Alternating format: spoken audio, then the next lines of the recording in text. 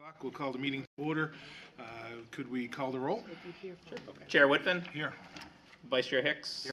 Member Fox. Here. Member Wilbur. Here. Member Tarbell. Here. Member Savage. Here. Member Demetraki. Sorry. Condo Demetraki. Condo Demetraki. I had it in practice. Condo Demetraki. Condo Only took me 2 months. Condo Demetraki. Can't pronounce it. Member Condo Demetraki. Here. Member Rosenberger. Here. And Councillor Todd. Here. All right, we do have a quorum. Everybody got seated. Savage? Yes, he called you, right? What about Paige? What's that? Yep, we called Paige. All right, good. Okay, so welcome to the table. Paige Wilbur is a new member of the planning board, so feel free to weigh in often and as much as you like. So welcome to the table. Appreciate your service. Right, Amanda? Yes. Okay. Yeah. Okay, quick agenda overview for, approval of the minutes first and foremost. Let's, if someone would like to make a motion to approve the minutes of the February 18 minutes meeting as submitted, would I take that motion? So move. Second. Motion has been made and seconded. Any discussion? All those in favor? Aye. Any I'm abstaining. abstentions for the I wasn't record? here. Teresa Rosenberg is abstaining. Because I Wilbur wasn't is not here. abstaining. All those in favor? Aye. Opposed? That motion carries. The minutes are approved. Quick little agenda overview for tonight's meeting. A couple of items have been continued, so if you're here for items, heads up on 2 items. 9C has been continued to the April 15th meeting at the request of the applicant, and item 9E has been continued to the May 20th meeting at the request of the applicant. Alec, can I do those as a motion to continue those both as one, or should Nope. I do them separately? We should do separately. Okay, since it's and different dates. For the record, item 9C is the conditional use permit for 20 South Main. Item 9E is the major site plan application for the proposed hotel at 94 to 98 Manchester Street. Okay, so if anybody's here to hear items 9C or 9E, those items will not be heard tonight. We'll take a motion to continue item 9C at the request of the applicant to the April 15th meeting. If someone would like to make that motion. So move. Second. Motion's been made and seconded. All those in favor? Aye. Opposed? That motion carries. And take a motion to continue item 9E, the May 20th meeting at the request of the applicant. Would someone like to make that motion? So move. Second. Motion has been made and seconded. All those in favor? Aye. Aye. Opposed? That motion carries. Brings us to item 5 on our agenda, design review applications by consent.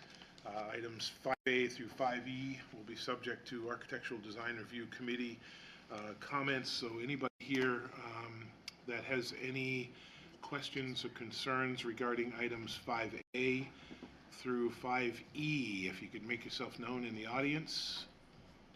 Any member of the board want to pull any of those items off of the consent agenda item from 5A to 5E? I'd like to. Nina. I'd like to pull 5E. 5E. For the record, we'll pull 5E off of the consent agenda. So for those in the audience, we review the applications. Architectural Design Review reviews them, provides feedback. The board has it in our packets to review any questions or concerns, and we approve them by consent with Architectural Design Review recommendations. So we'll do them all in one shot. Again, 5A through 5D. Would someone like to make a motion to approve those applications by consent with Architectural Design Review recommendations? So moved. Second. Motion has been made and seconded. Any further discussion? All those in favor? Aye. Opposed? That motion carries. Let's go to 5E and read 5E into the record if we could. Missy Vaness, on behalf of Magpie Collective and Harold E. and Judith A. Ekstrom, requests an architectural design review approval for a new 2-square-foot non-illuminated freestanding sign panel to be added to an existing freestanding sign at 15 Green Street in the Civic Performance District. Okay, Dina, did you have a question regarding this application? Did. I noticed that it was approved by the ADR as submitted, but upon looking at the rendering, I feel that the image isn't as clear as it could be. Like maybe it shouldn't be a white sign. Maybe it should be a darker sign with white. Okay, remember, we're talking Magpie Collective, so we're only talking the piece down at the bottom. At the bottom. Oh, okay. All right. No, I have no problem with that. Okay, well, there we go. We took it off, we asked the question, and we figured it out. That's perfect. Okay. So would you like to make a motion to approve that as recommended with Architectural Design Review comments or questions? I make that motion. Okay, So we've got a motion and a second. Any further discussion? All those in favor? Aye.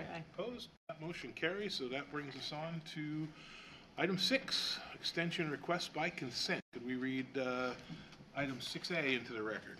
Granite Engineering LLC, on behalf of Badcore Holdings LLC, requests a one-year extension to meet the precedent conditions of approval for the project titled Chapel Tractor Sales LLC, conditionally approved by the Planning Board on March 19th, 2025, located at Tax Map Lot 46Z, Lot 38, and Tax Map 46Z, Lot 39, addressed as 391 Loudon Road in the Gateway Performance District.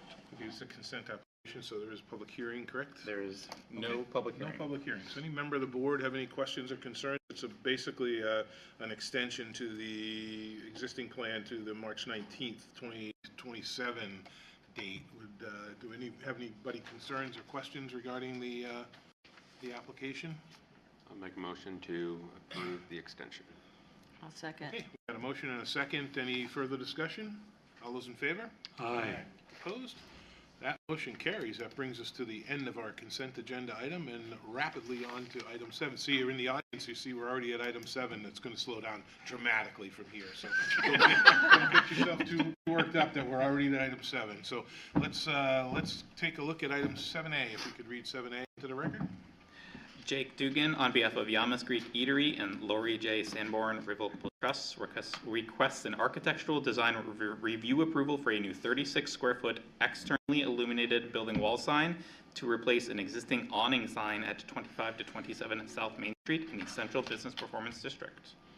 Okay, so there was some conversation, I know, Amanda, maybe you could weigh in Yeah. from Architectural Design Review regarding the sign as well as the trim. Apparently the trim has all been painted since I believe since the application was submitted. That is true, because this is not the actual photo that we saw in ADR. What we saw was still representing the previous tenant. But the conversation was based around the stark contrast with the brick and the white background of the Yamas Greek Eatery. The request was made to make it a little bit more like a cream beige color of the background. However, what we didn't see and what we see today is I don't know if some of this white trim impacts or would impact that recommendation.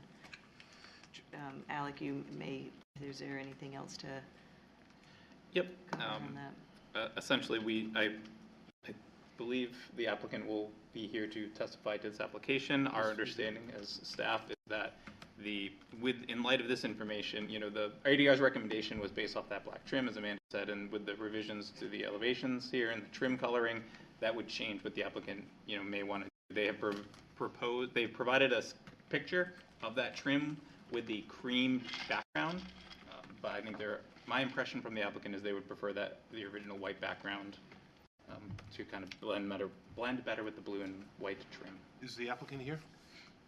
Come on up. I like the white. If I could add something, Mr. Chairman. Yes. With regard to typically, because this change to trim did not trigger a building permit, this would not normally be subject to architectural design review. Right. However, this was subject to architectural design review back when Gibson's Bookstore occupied the space. And because there's been previous architectural design review approval for facade, it's now continues forward where the ADR has to weigh in on the Paint facade. trimming doesn't come under our purview as far as the... Not by itself. In 1998, Gibson's Bookstore got architectural design review approval for changes for signage for the building. They also had other exterior changes that required a building permit at that time. In 2015, the building received architectural design review approval for all the signs and awnings, and at that time, what came before the board was all that black trim that we know the building is now. That was Vibes Burgers. And so here we are in 2026, there's a new tenancy, and they're proposing new signage, and we want to incorporate the changing in the trim as part of that to keep that architectural design review approval consistent with what will be there today. Okay. Welcome to the table. If you could state your names for the record. What do you got there, John? I have a thumb drive. Do I You're Give it a allowed- try. Yep. just give it a stick shot. it in there? Where? It should be on the bottom right or the bottom left. Probably the bottom right, or left, excuse me. My right. All right. I'm John Dorlian. This is Costa Alex Andropoulos. Hello. And Alex Stoyle. Costa is the applicant. Alex and I are here as friends and enthusiastic supporters of a Yamas coming to Concord with the color scheme and signage that You he found a has at couple other good friends locations. to represent you. Thank you. Some veterans. John's not 100% sure about that, but we'll take it from there. All right, let's see how He's this. technically challenged. I do remember this from last time he's been here. Oh, look at that. I don't know what all these other pictures are, but. And here are 8 copies. That's woefully inadequate. Maybe you guys can go every other. That they're just hard copies of what. Welcome to the challenges of a public laptop. There you go. So, Yamas Greek Eatery. Color scheme built around, you guessed it, the Greek flag. That's the first Yamas in Walla Walla, Washington. That's the second one in Plymouth. Costa's a little nomadic. He's married to, he met his wife in Alaska when he was a state trooper. She was an ER physician, and he was carrying a bleeding, frozen Inuit woman into the emergency room. And she is the OBGYN doc at Spear in Plymouth, and he's now in New Hampshire. And somehow, we have been lobbying him to come down to Concord and open one, and we finally got him to do it. That's what Yamas in Plymouth looks like. It is wonderful. So, if that's what the other ones look like, it's not surprising that that's what we'd like Concord to look like. That sign, Costa applied for that sign. Never in a million years realized anyone's permission was required to paint your exterior a certain color. So, Welcome to Concord. no malice. Welcome to Concord. And Amanda's right that we were not at ADR. The theory of the whiter sign is matches the color scheme. I get if that's what ADR saw, and I get. Yeah. Yes, you should. If it were going to be black, you would want more of a cream-colored sign. But that's what we want it to look like, and that's why you have the white sign. I would say we are hardly alone in Concord in thinking that color to your building is part of the branding of the property. Friendly Toast Teetotaler, both. That's what they have in Concord, and they have similar color schemes in their other locations. So, I think you can, if this were a high school debate, you could argue, as Alec has, that this should go back to, through a review process for the paint color. Every other building in downtown, like I own a space a few over, I could paint it that color, you'd never see me. It's this quirk that 30 years ago, it's not the paint color that got that project before you, it was some of the other facade things. It did show a color, and so I think you could argue with a straight face that you don't need to see it again. And staff is not recommending one way or the other. The board ultimately has the authority under the ordinance to make a final decision tonight if you feel so inclined. And we would ask you to do that. I understand you can send it back to ADR if you want. What we would say to ADR is, that's the color scheme we want, here's why we want it, and if you think it's terrible, we're still gonna go to planning and throw ourselves on the mercy of court. Your preference is a white background on the sign, a blue, and then, again, the trim color to us isn't. Basically that, except, rather than the cream that ADR had appropriately suggested when they didn't see this color scheme, change the background to white, and we're good. Amanda, I know you don't speak for ADR, but any thoughts from the ADR perspective?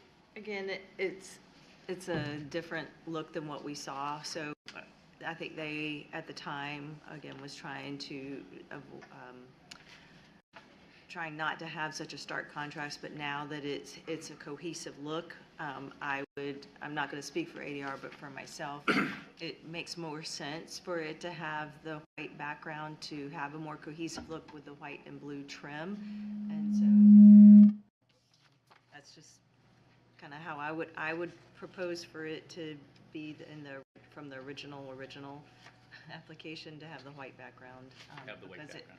Because it all blends together. Now that, so it's kind of hard to say what ADR would want if they were to see it. If you were to approve it with a cream background, the That's world fine, will too. not come to an end. I don't think it needs to go back to ADR, so I would like to make a motion that it get approved with the white background. Do you have to open a public hearing? I do have to open a public hearing. And if you want to hear from guys should at least. I guess we get the public hearing, I'll wait. So, I don't know if Alex is setting us up for his signage for the new building. yeah. What's that? Are you setting us up for the signage for your new building? Not at all, It's no, gonna be I'm purple or I'm something? purely here to just support Costa, and I think he's bringing something wonderful to Concord, and I think that, we should be doing as much as we can to welcome that and not, poke little holes in it. As someone who's opened a restaurant in Concord, it is very hard to know all the rules and regulations that you're kind of jumping into. And I would say that, we should give Costa the benefit of the doubt for ignorance versus any kind of like trying to take advantage or malice here. I think when I saw the building the other day, I said, "Oh my gosh, Costa, the paint looks amazing." He said, "Yeah, they're giving me a hard time about it. I got to go to planning board." I said, "I'm coming with you." So I would urge everyone to welcome Costa and his great brand and color scheme to downtown. I think it's a great missing piece of the downtown fabric that we're lucky to have. So that's it. Okay, I have a question. let me just open the public hearing first, and then I'll have your question, so hit me. Go ahead. All right. For the two of you, is your relationship only friends? Yeah. Yes. And so, this is a rude question, but why isn't the applicant speaking? I mean, Because I we know have you we guys have an have- arcane system, Yeah, and but- we've trudged through it, so. Yeah. They didn't give me a chance to speak Right. yet. I so, know, yeah. but John keeps saying "we," which I'm thinking, well, John Right. must own the building or must be doing the work. And I mean, it just seemed odd to me that these two, your friends, are speaking, and I want to hear from you. Okay, what do you want to And hear I from would me? prefer these two who've spoken in the public hearing. Right, so let me tell you part. about this. So when we put in for the sign permit, Yeah. first of all, so I didn't realize that, I told the building inspector, because he asked me, what else you going to do? I said, I'm going to paint that trim, that ugly black trim. I didn't realize that I have to paint it black. So when we put in for the sign permit, honestly, I didn't know that we can't paint the trim. So when I painted the trim, and then this whole thing came up, so, but this is Yamas. This is our I've been to your identity, restaurant in Plymouth, and Yeah. it is wonderful. Right. I'm glad you're coming. And if you have two friends like this, you don't need to talk. I don't know, we want you in the committee. These Yes. guys we already know. Yes, hey, listen, I'm very happy to be in Concord. This has been amazing, honestly. I mean, it's everybody's been so supportive. I have to lock the door sometime. I can't work. People walking in, when are you opening up? It's an amazing town. It really is. Well, if you're as So- good as you are in Plymouth, let me say, your door people will be banging it down. Well, thank you so 'Cause much. that really it's the Means a place lot. we always go when we go up there. It's by far the favorite. So, didn't mean to chastise you two, but he's the applicant. I want to hear from him. I want to hear from you guys as public. Yes. Because I think he's got a lot to say for himself. Yes, So, yes. Any member of the audience have any questions or concerns about this application? No? We'll close the public hearing. One last thing Yes. to add, Mr. Chairman, just for purposes of clarity as to why this is here and why we pulled this from a consent. The last thing we wanted to do was have somebody go out with a violation notice on the restaurant before it's even open. We wanted to make sure this was done upfront and as quickly as possible to put it in the planning board's hands so that we're not in a situation where anybody's in any kind of trouble here. Yep, that's perfect. Thank you. We want to try to be easy to deal with. And like I said, I didn't want you guys to think I was trying to pull something like. Not at all. I said I'm going to paint the trim. I didn't realize that it had to be black, so, yeah, thank you so much. Great, so again, yes, Alex. Did you have something? I didn't know if the public hearing was closed. I was going to make a motion. I just wanted, as a clarification point, the application as originally submitted, you're good with that as the approval? The white, Submitted just with the white basically sign. white background? The white background, which is part of the original application submission. Yeah, yes, You prefer white, not cream? yes, for sure. Me too. They wouldn't even match the cream, I think, with the No. white, right? Doesn't. I have recommended language, unless you want Yeah, to go hit for me. it. Yeah, go ahead. I may recommend the board grant architectural design review approval as originally submitted, with the understanding that the approval also incorporates the blue and white painting changes to the building. That's my motion. That's the motion. Second. Motion has been made, and we got a second. Any further discussion? All those in favor? Aye. Opposed? Look at that, unanimous. It's, Thank you so much. it's all because of you, not the friends. Nothing to do with that, right? Just wanting to open soon. We need Okay, thank you, Yamas. Thank you so very much. Thank you, everybody. Okay, let's move on. Public hearings, let's move on to item 8A on our agenda. The City of Concord requests a public hearing in accordance with RSA 67454 for the construction of an approximate 20,400 square foot skate park and associated site improvements at tax map 64Z Lot 2, addressed as 19 Loudon Road in the institutional districts. Is the applicant here? Yes. I thought it was you, Tim. No, I wish. I didn't want to make Dave come up, but come on up, David. All right, tell us a little bit about, actually, let me welcome you guys to the table, if you could state your names for the record. Good evening, Chair, members of the committee. I'm David Gill, the City of Concord Parks and Recreation Director. Eric Gerard, civil engineer with VHB. All right, tell us a little bit about this project, if you could. Actually, you know what, let me get a staff update first, if we could, on that. Sure. This project proposes to construct a new skate park in the southeastern corner of the Kiwanis Park property where the old fire training grounds used to be. The project includes a limited amount of on-site improvements and is part of a larger master plan for the Everett Arena and Kiwanis Park area. As an RSA 67454 project, there is no action to be taken by the board tonight, but instead to open the public hearing and provide comments to the applicant for consideration. As part of the board's consideration, staff recommends the board also provide feedback on the conceptual master plan proposed for the Kiwanis Waterfront Park. There's a colored site plan available on page 6 of the provided supplemental materials. Which is on the screen right now. Okay, welcome again, welcome to the table, and you've stated your names for the record, so tell us a little bit about what the project entails. Yeah, good evening. A couple of years ago, City Council gave us funds to have a master plan process, public input and design for Kiwanis Riverfront Park. We had several meetings, came back with a conceptual plan. City Council then gave us funds for final design and permitting.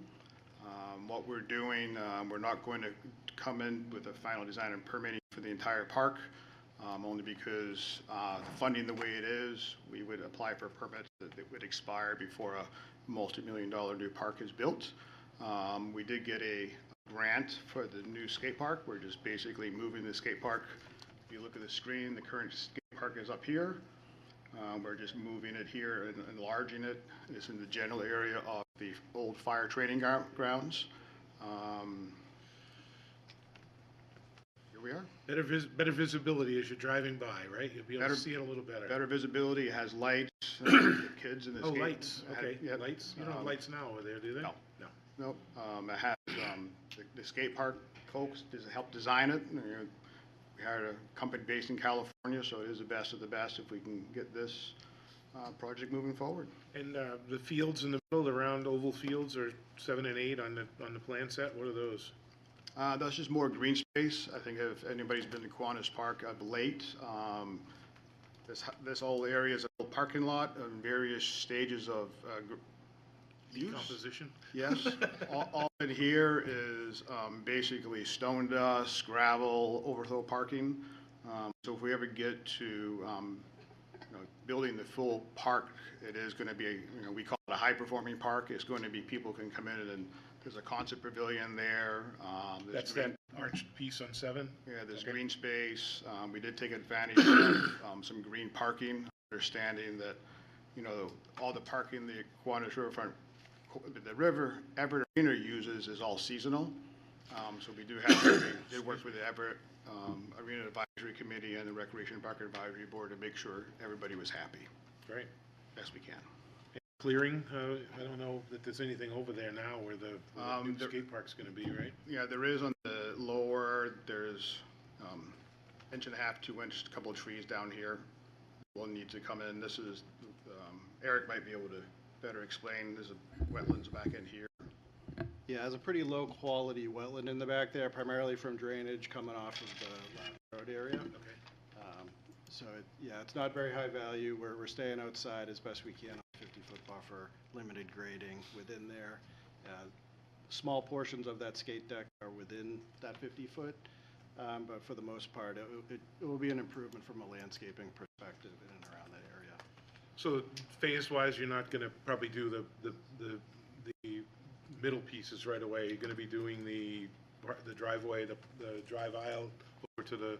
Yeah, the building? only thing we hear right now is the skateboard parcel. Yep. If you want to go back to the agenda, David, you can actually, it's an open and Acrobat in the bottom. Yep. Go to the plan set, correct. Oh, is there- And it's going to take a bit to load. yeah, it's a big document. We're here for Right. the skate park Yep. portion of it. Yep. Which is just right here. Those familiar with Quantico Riverfront Park, if you look at where the large rocks are at the far end, they kind of just, that was the old fire training guard. This is everything is inside there, so we're not affecting. So the only reason I ask is just getting to it. So if people Yeah. want to get to it, they're still just going to go over the, whatever is there now, Correct. right? Okay. Absolutely. All right, that's fine. At this point, the only new pavement that's proposed in parking is for the accessible spaces. Okay. And we'll be removing some of the pavement that is currently there for the old fire training grounds. And in this phase, you're putting lights in. Yes, Okay. just in this section, just to increase visibility. Okay. Questions from the board? David? Selfishly, I mean, I have been for many, many years, back until before the red building was there. I was on the board of Concord Crew. Yes. And I chaired it for a few years. Thank you. Those years, yeah, we have met before. Yes. Those years, part of the struggle, because I happened to chair it when we were going through access to power, which was at the time unavailable. I'm not current with whether there's power back there now, but if there is not, have you made any considerations for that? That's question one.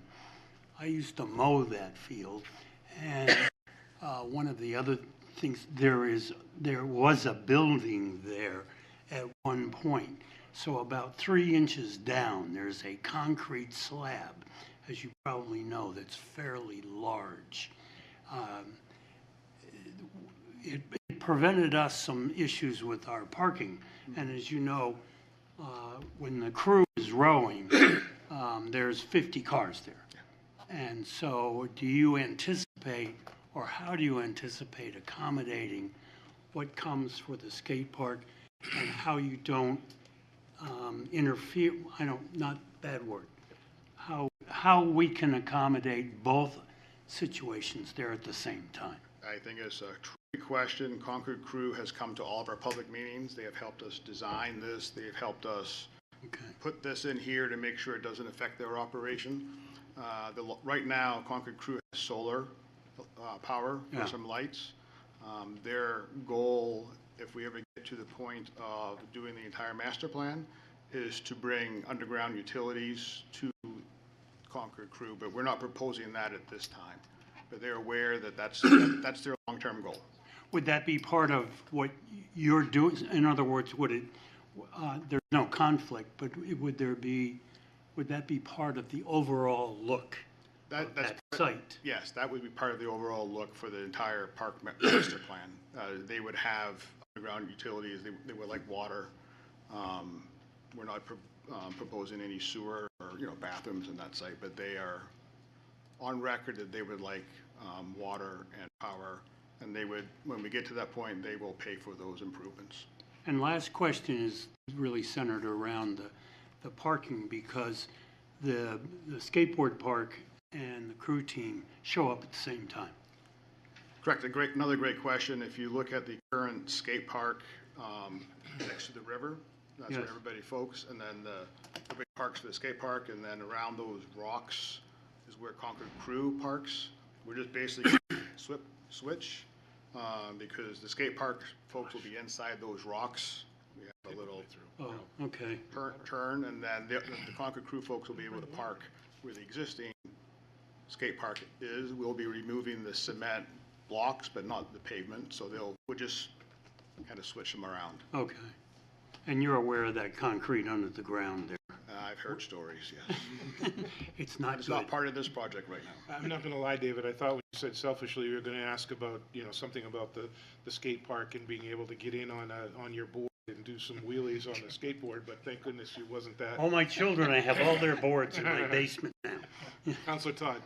Thank you. Just to follow up on one of those questions, good evening, Mr. Gill.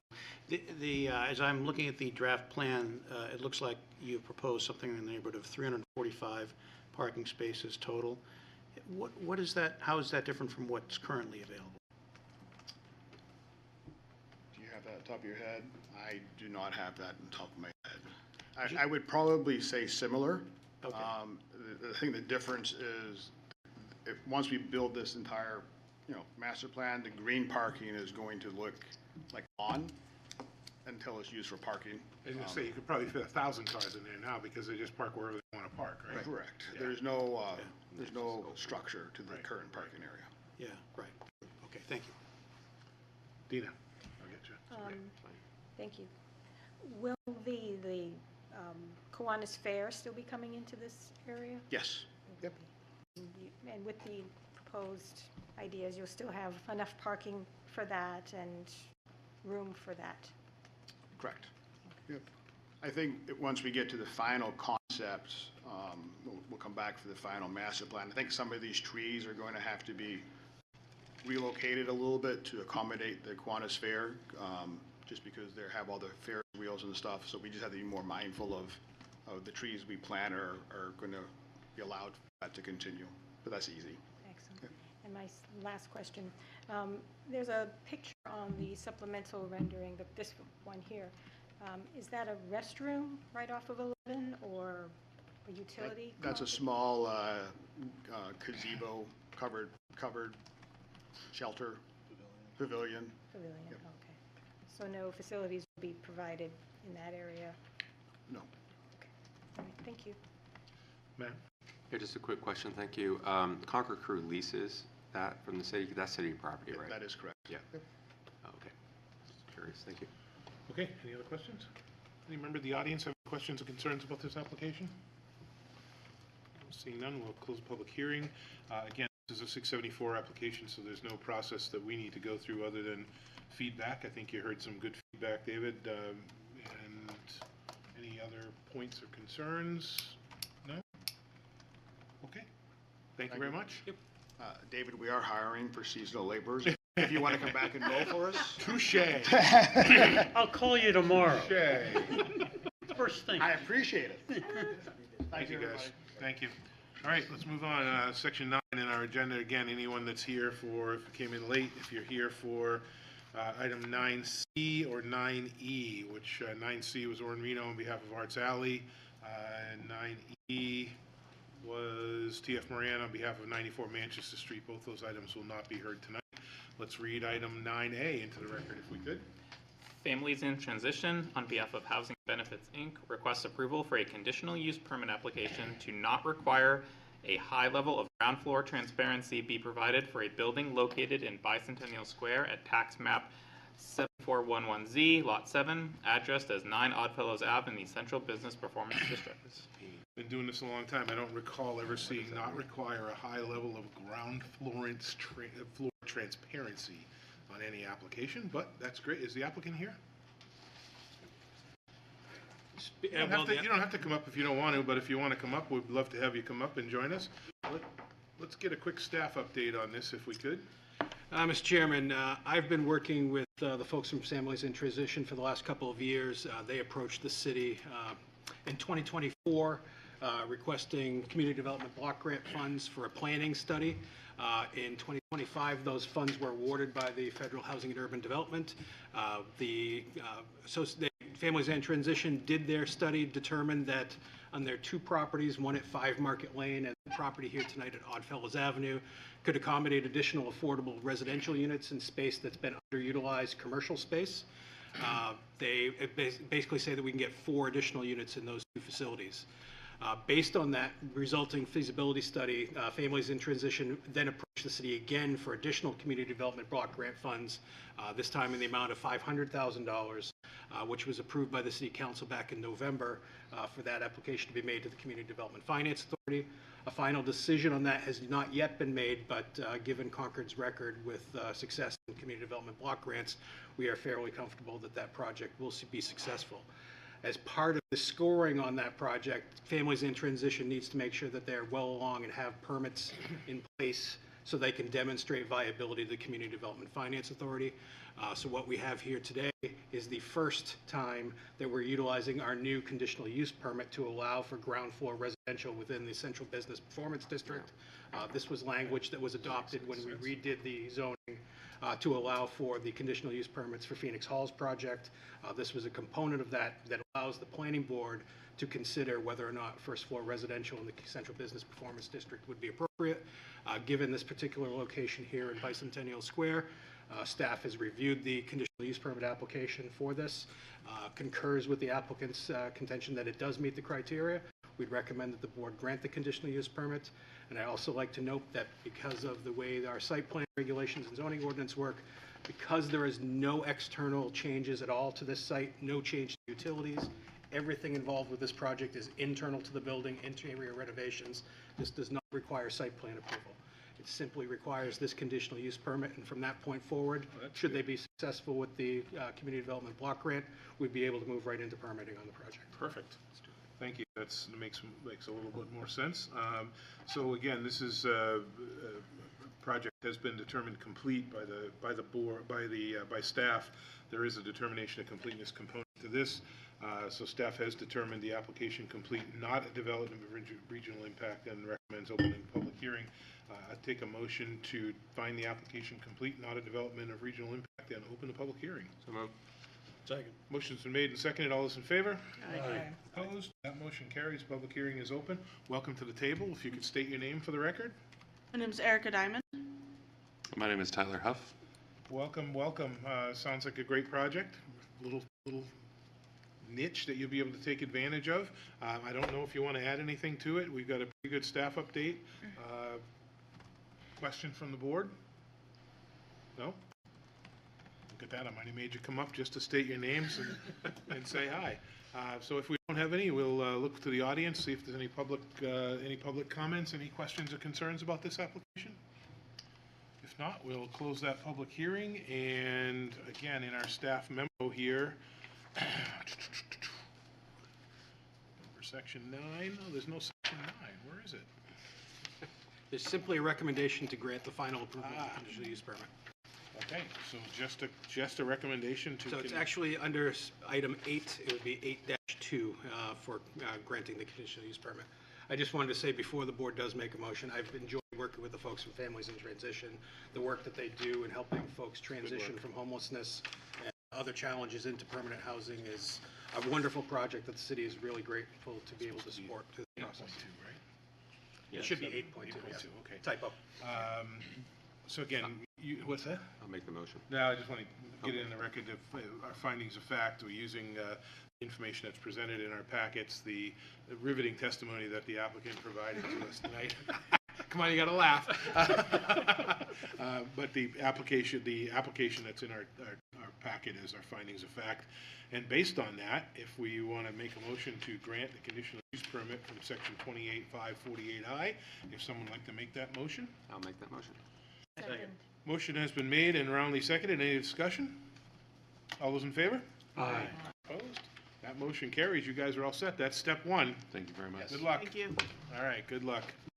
All right, let's move on in our agenda to item 9B, if we could read that into the record.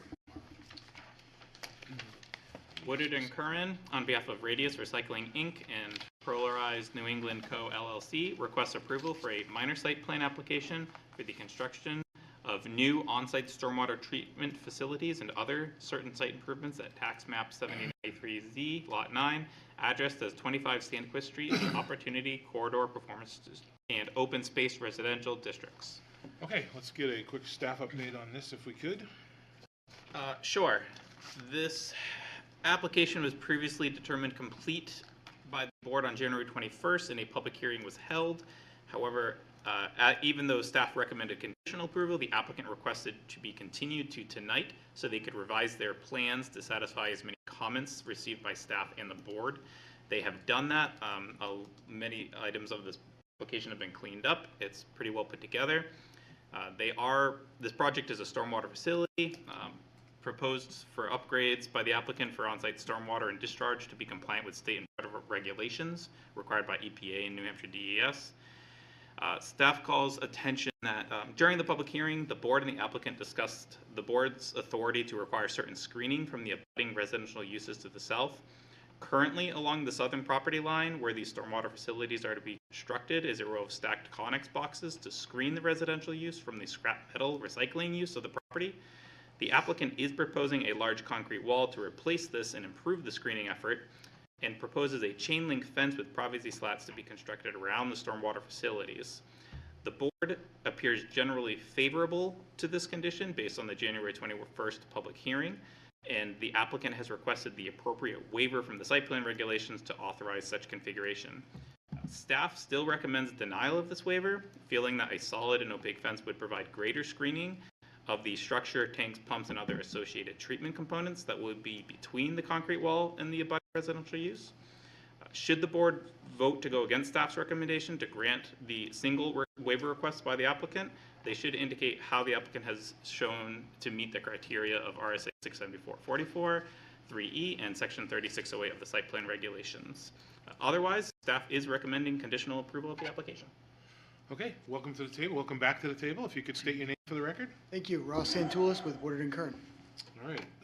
Tell us a little bit more about where we're headed. It sounds like we're all kind of caught up and lined up with what you had for homework from the January meeting as far as cleanup. Talk a little bit about the fence, because that seems to be an issue of concern. Sure. Tell us where you stand, and we'll kind of figure out where to go from there. Sure. Generally, this project's moving forward. We do appreciate the extension from our last meeting so we could align our design with the recommended changes.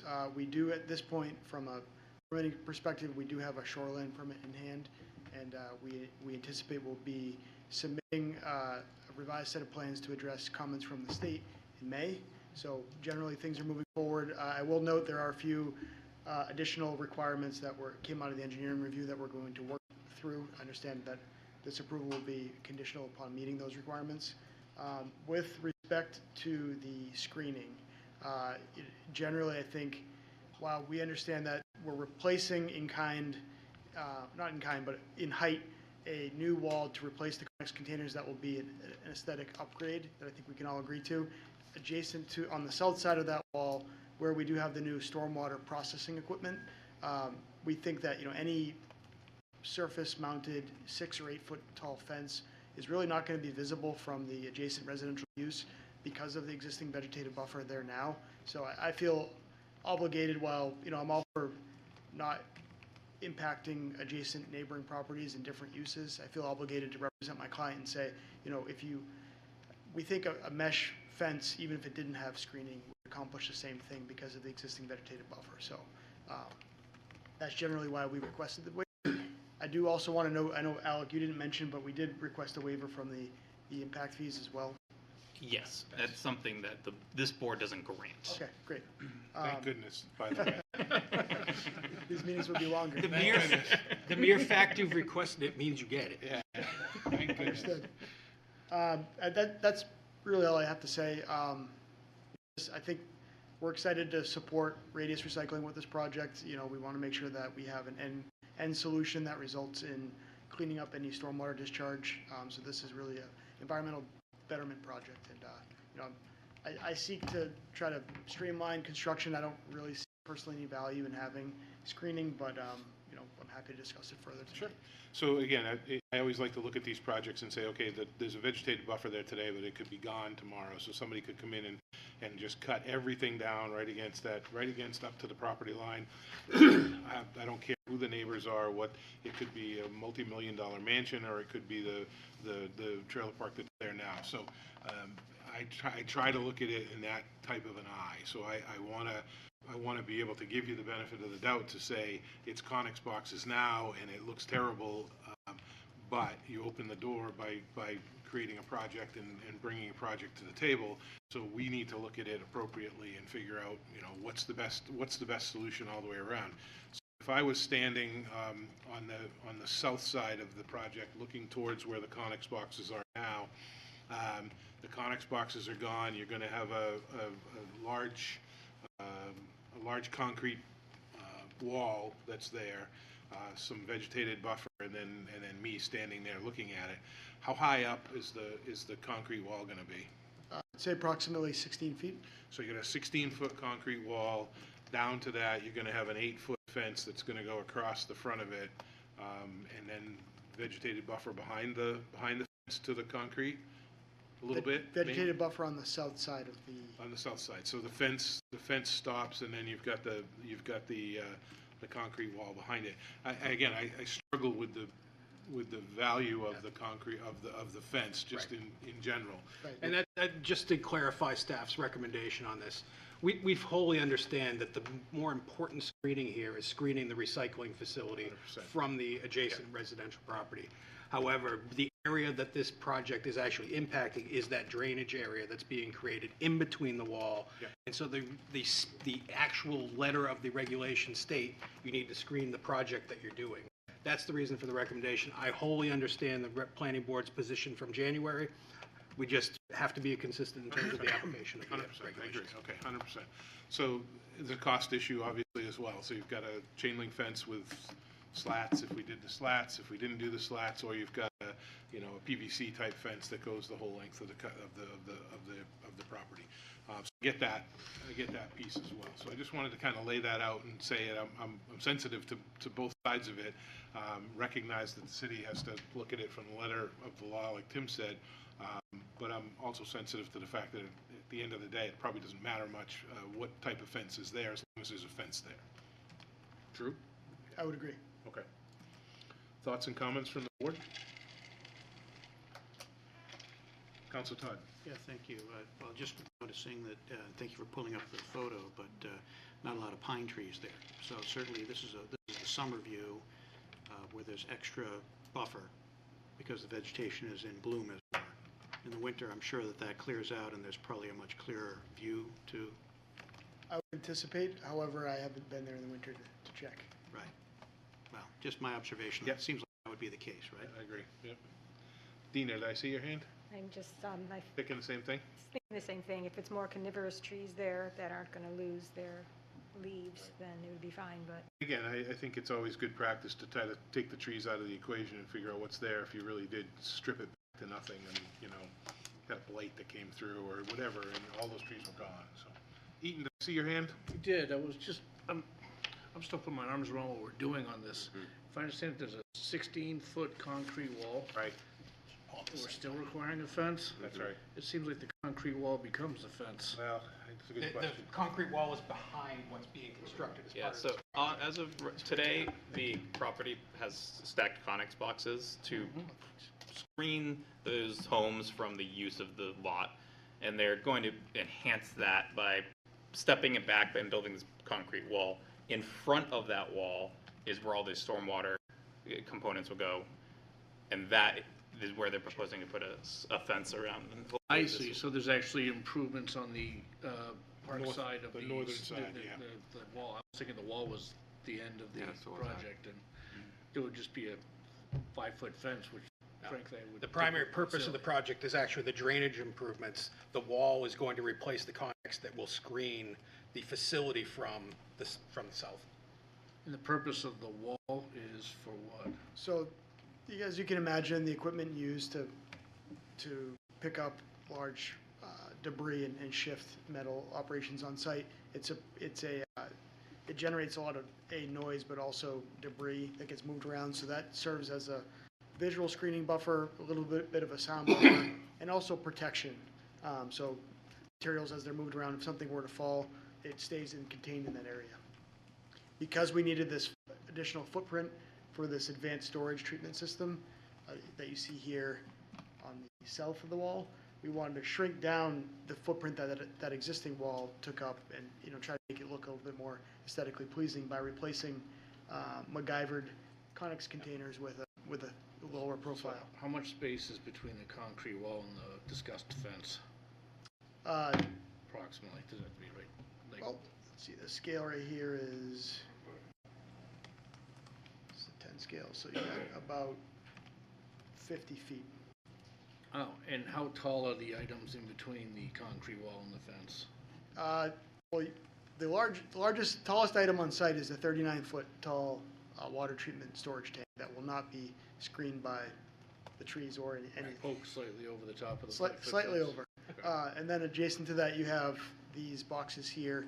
These are what look like shipping container boxes, so they're containerized stormwater treatment systems. There's a few other exterior equipment, but those boxes are generally, I want to say, 10 feet tall. Now I have a better understanding. Thank you. Yes, you're welcome. Matt? So is there any sound that would be mitigated better by a wall versus a fence? Well, you're gonna have the wall anyways. You're gonna have the concrete fence. wall anyway. Okay, so the fence is just aesthetic. The fence is just for security and generally for security. The operations that take place exist on the other side of the existing wall.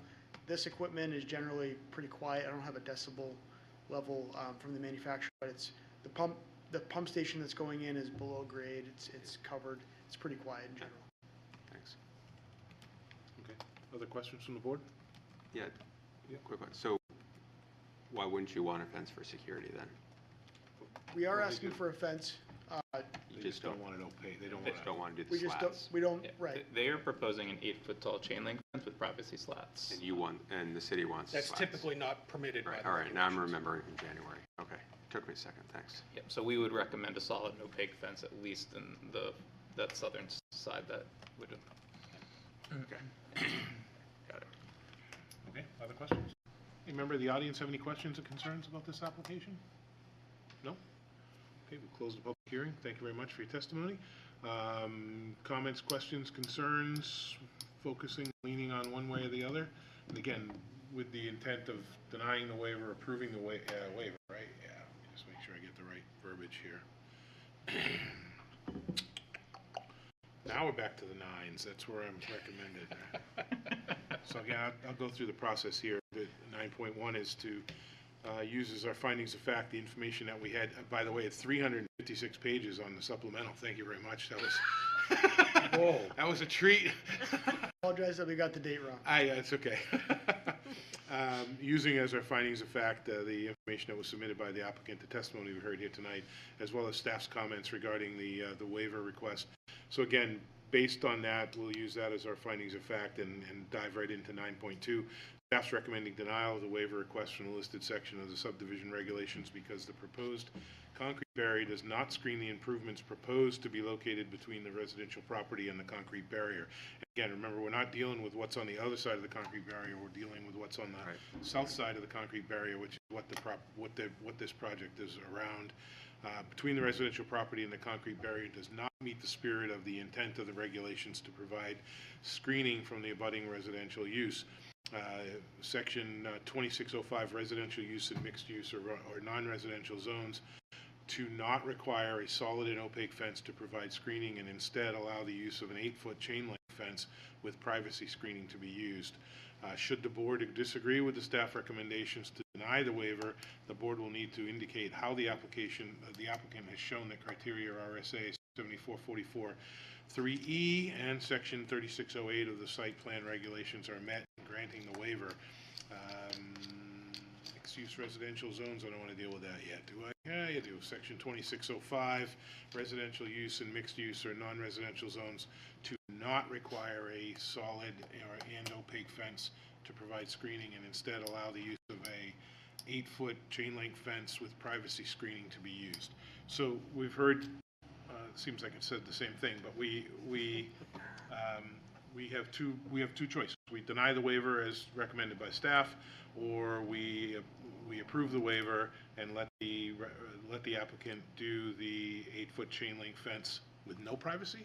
With privacy slats. With privacy slats. To give Staff, you the, again, is recommending that it's an opaque fence or a PVC fence or some type of a the Cliff solid. Notes, the Cliff Notes version, if Yeah. you want Thank you, to Tim. deny the waiver, then you cite that it's not meeting spirit and intent per the statute and the regulations. If you want to approve the waiver, You're going to say that it's an unnecessary hardship specific to the site. Approve the waiver? If you want to grant the waiver. Grant the waiver. Grant the waiver. Yeah, grant the waiver. So again, granting the waiver lets them do the chain link fence with the slats and say it's an unnecessary hardship, or approving denying the waiver. At the because it circumstances doesn't make sense. specific to the site. Right. Would- Yeah, Councilor Bud? Did you have something? Go for it. I guess it would be easier for me if I could see a sample of this chain link fence with the slats. Yeah. What would that look like? How much privacy does that provide? It's kind of hard to make a decision right now to grant an exception without actually seeing a sample.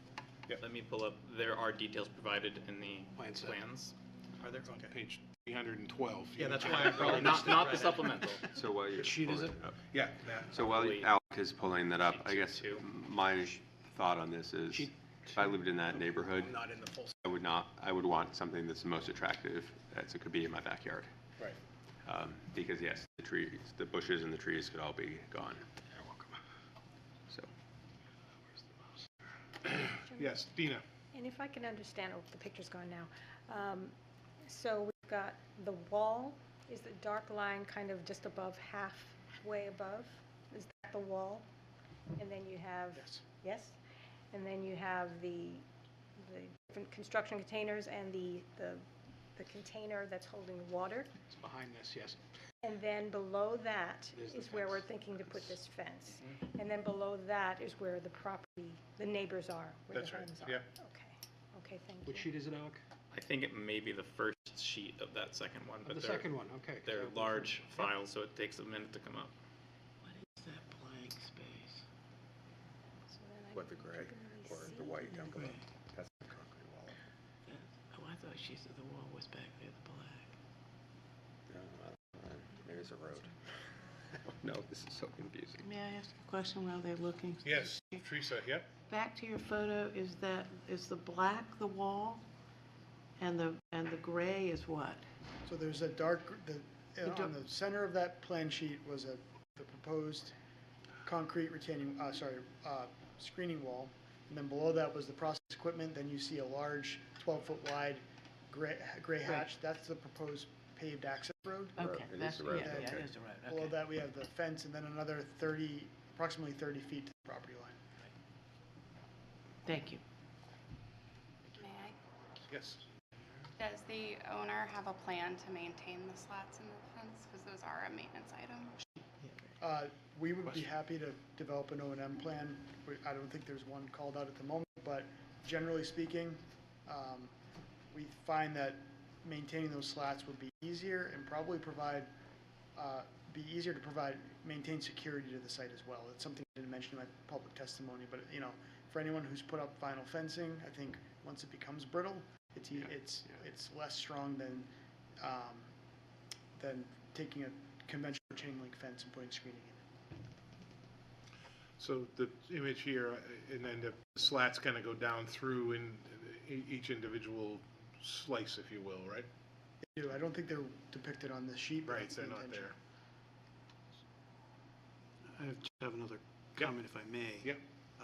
Yeah, I mean, I did see this. I guess what I was asking for was something that would actually be like a Photoshop image. Visual, yeah. Yeah, a visual. real visual that we could, because I can't tell from this because it's all white in the background. Yep. I can't tell what could you actually see or Right. not Right. beyond the chain link fence. Trying to think of where we see them in town. I mean, I know you see them around occasionally, but you don't see them as much as Think of as one you off used the to. top of my head. And you know what, they've got the plastic that kind of goes down Yeah. through each individual piece, so Right. you really can't see through. I mean, if you got right next to it, you can kind of see through it, but Yeah. you can't see through them cleanly. They'll show you can tell them that they're chain link fences, but you can't really see through them. Yeah, they Oh, like interesting. that. Like that. Yeah, that's exactly what it's like. Just do a Google image search for chain link fence with slats. I have an account as well.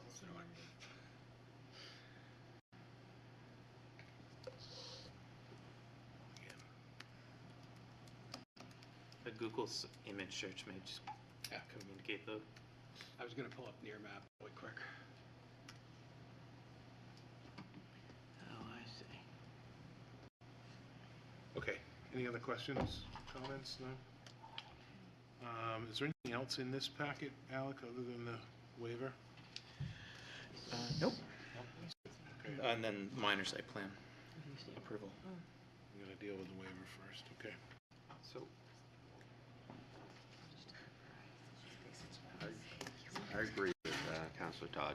Like, now I know what the fence with slats looks like, but I don't know what the other looks like.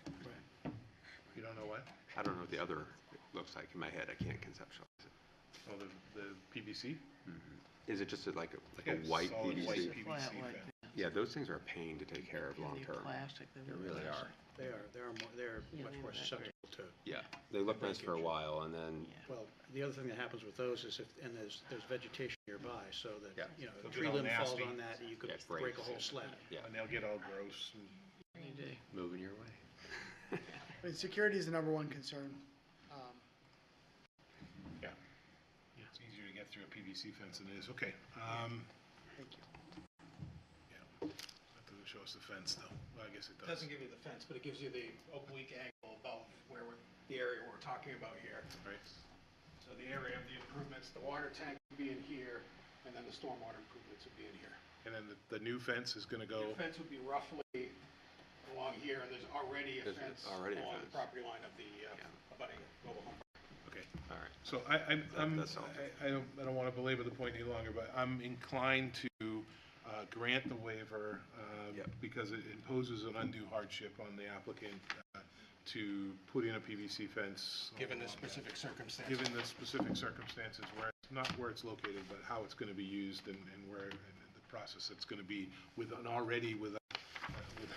concrete barrier behind it. So I'll make that motion if we Second. want to have a second. Second, yep. Any further discussion, comments? All those in favor? Aye. Opposed? That motion carries to grant the waiver. Moving on in the packet, that was 9.2 and 3, so 9.4 is to grant minor site plan approval for the construction of a new stormwater treatment system and other associated site improvements at tax map 793Z Lot A, addressed as 25 Sandhurst Street, and those are outlined in precedent conditions 1A through E, 2, 3, and 4, and subsequent conditions 1 through 14. Would someone like to make a motion to grant minor site plan approval as outlined? So moved. Second. Motion has been made and seconded. Any further discussion? All those in favor? Aye. Opposed? That motion carries. Okay, you're all set. Thank you very much. Appreciate your time.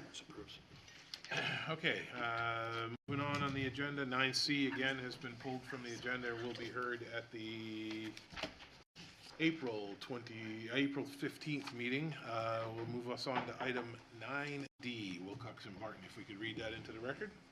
Wilcox and Barton, Inc., on behalf of Deval Realty Associates LLC and Bank Chevrolet, requests an approval for a major site plan application and a conditional use permit for certain uses in the Aquifer Protection District for the construction of a parking lot and other site improvements at tax map 782Z, Lot 8, address as 234 Airport Road in the Highway Commercial, Single Family Residential, and Open Space Residential Districts. Highway commercial, my goodness. So, no determination of completeness. It was determined complete in the January meeting, so we will open the public hearing That one as well.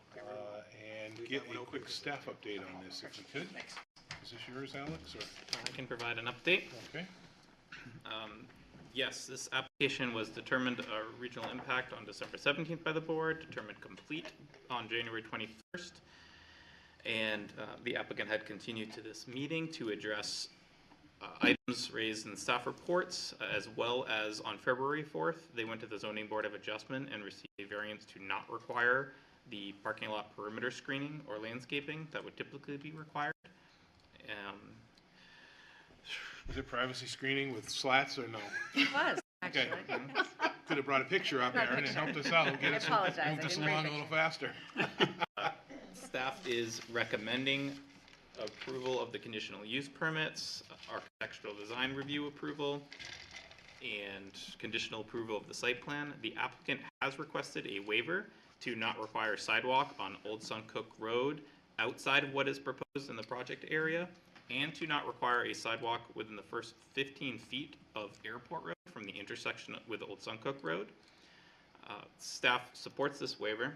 Our regulations require sidewalks to be constructed anywhere within the urban growth boundaries or on arterial roads. Our understanding is that the applicant will be requesting the board require them to pay a fee in lieu of constructing the airport road sidewalk.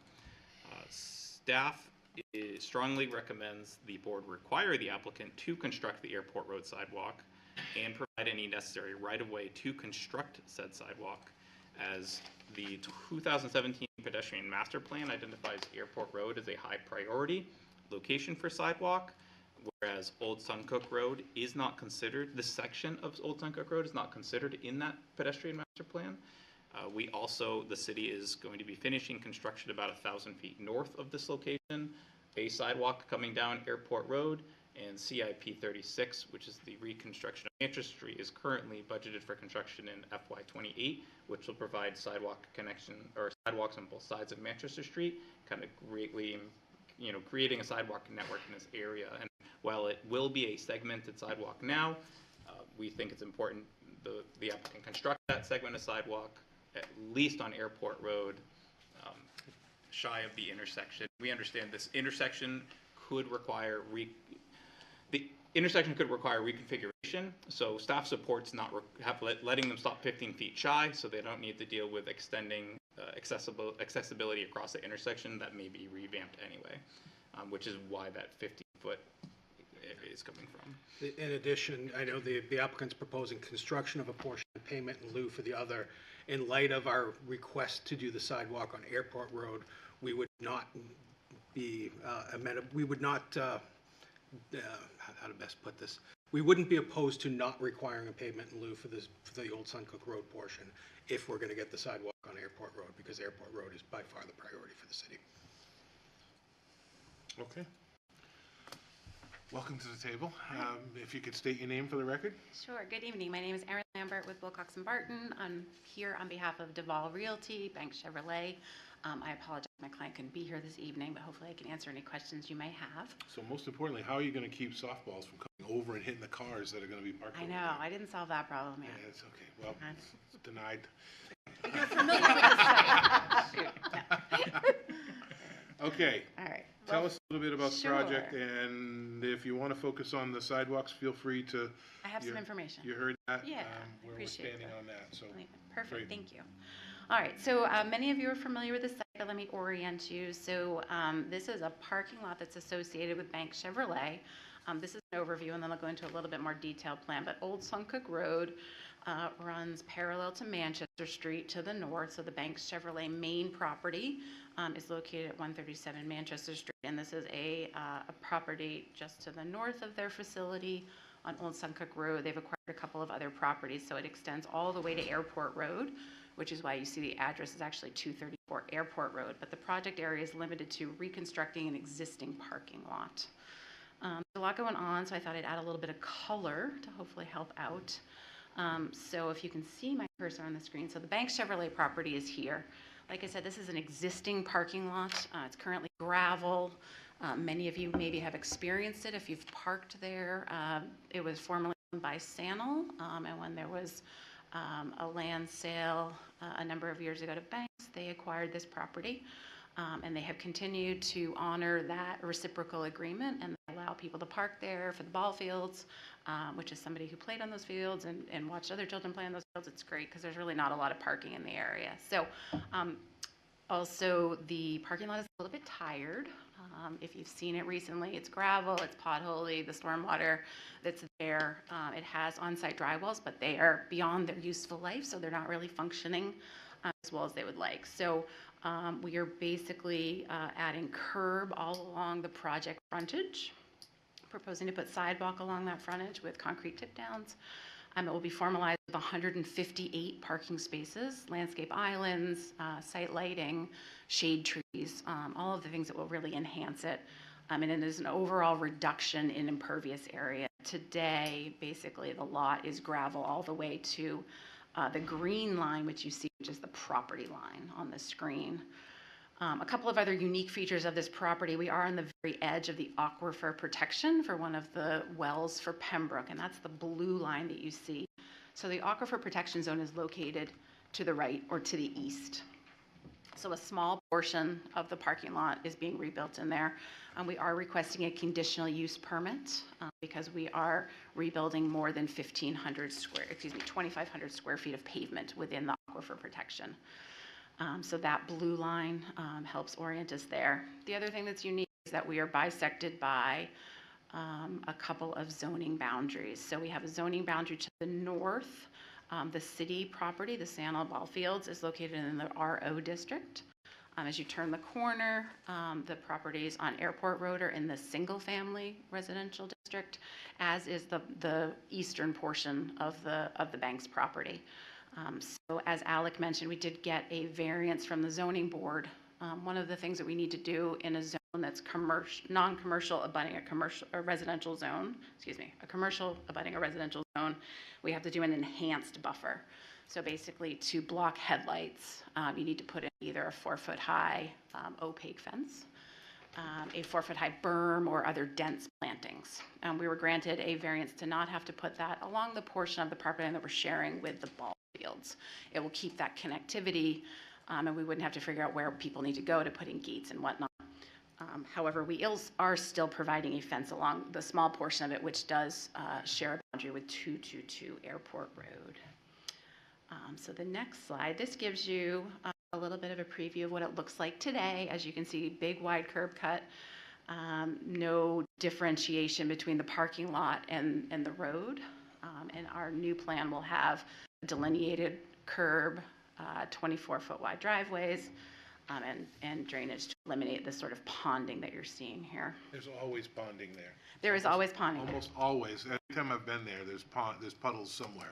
It hasn't rained in a month and there's puddles. There's been puddles there since the 80s.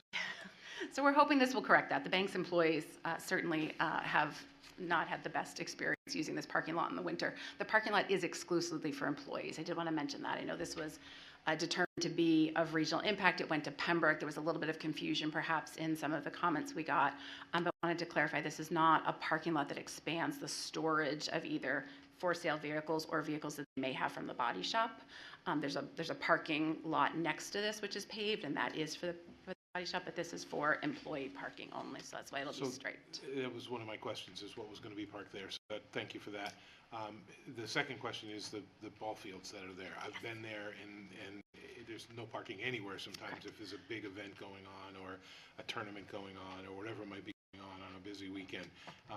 People still going to be able to park there off hours, Saturdays and Sundays when there's things going on, evenings when there's going to have events, so you're not going to gate it and prohibit people from parking. No, and that's what our real concern was with the fence. Even if we put a couple of gates, we're feeling like it would be difficult to maintain. We'd have to figure out where gates are and sort of funnel people through. Banks would like to maintain the reciprocal use off hours. It's really nice. I mean, their employees are not using it, and it's a need. There's not enough spaces in the area. And having the sidewalk that we're putting on along the frontage will allow anyone that does park on Old Suncook Road to have easy access and direct them through. And there's enough room in area where... Is that me? No. Okay. Come behind you. Okay, sorry. Sorry, your question. Is that you ringing? I didn't bring my phone. And if needed be, they could park all the way down Suncook Road. They could. Right to Airport Road. Yeah. We've looked at the parking lot. Having 158 striped parking spaces will be significantly more efficient and offer more parking than is there today, even though we're decreasing the impervious area just because it's haphazard and people are able to, park wherever. So I think they'll get more parking on site. It will still be available to the ballpark after hours. Okay. Yeah. Lighting? Sorry, I'm going to go No, off you're script a good. little bit. So a couple more things. Yes, we have 27 shade trees that are going in around. We are not touching the buffer that you saw, so all the trees you saw, none of that's changing. We're actually creating more landscaping, lawn, green space, putting shade trees in. This is the section of fence I did want to point out. This corner of our development does border 222 Airport Road. So if you can see in yellow, there'll be 68 feet of 4-foot high white vinyl stockade fence. So it'll be completely opaque going in that corner. That was not part of our variance request. It was just along the shared boundary with the ball fields. And most importantly, in addition to the pavement and curve, will be drainage controls. So the large blue box that you see will be an underground infiltration system. It will take the place of the dry wells that are out there today, much easier to maintain. We'll have a series of catch basins that you can see in pink. Those are all easy to maintain annually to remove sediment. The underground infiltration gallery will have a way that it can also be maintained. So where we see dry wells start to fail or decrease in their functionality over time, with proper maintenance, this will last a long time. And then we're adding a catch basin in Old Suncook Road because of some of the grading that you may have observed. So there'll be a new catch basin here that ties in to help us keep the water in the road from ponding.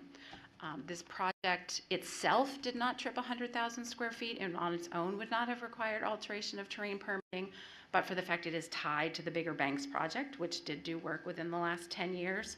So we did apply for and we received our New Hampshire DES alteration of terrain permit for this project. Does that storm basin at the front of the property can't tie into something else on the other side of the street? It does. Okay. Yep, there's already a stormwater line that runs here and then runs through the bank's property. Okay.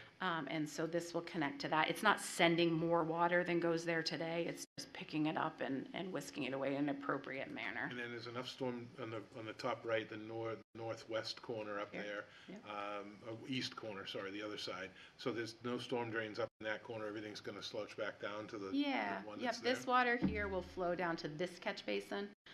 There's probably a couple more than we need because we've got these landscape islands, but yes, this area here will all get captured in this catch basin here. And there's plenty of capacity for that. There is? Okay. Yep. Yeah, so we just wanted to point out one of the reasons for the conditional use permit is to understand what might be infiltrated within the aquifer protection. And so the aquifer protection is actually to the right of the blue line.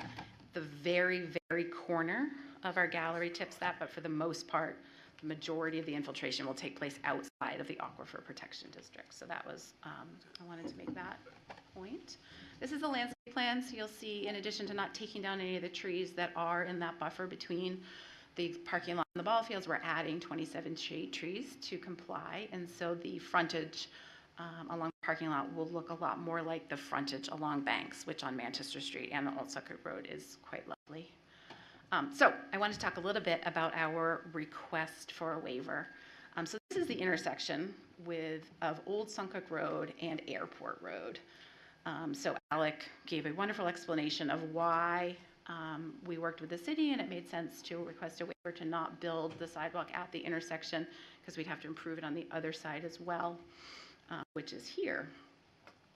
So one of the reasons why Banks would like to request a waiver, or excuse me, not a waiver, but a payment in lieu of installing the sidewalk in Airport Road at this time is because right now the current project that's underway takes the sidewalk to, let me find my notes,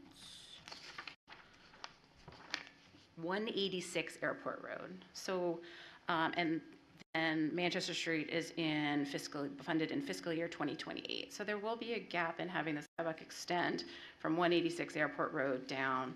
And as you can see, there are a number of mature trees that would need to come down now, as well as some real design considerations. So if you take a look, you've got the edge of pavement, and then you have all of the overhead wires, the water line that runs in that corridor, and you can see the hydrant here. So in my brief conversations with staff, we did talk about how they address this on the northern end, and they left a grass panel, which makes sense. That would help to alleviate some of the utility concerns.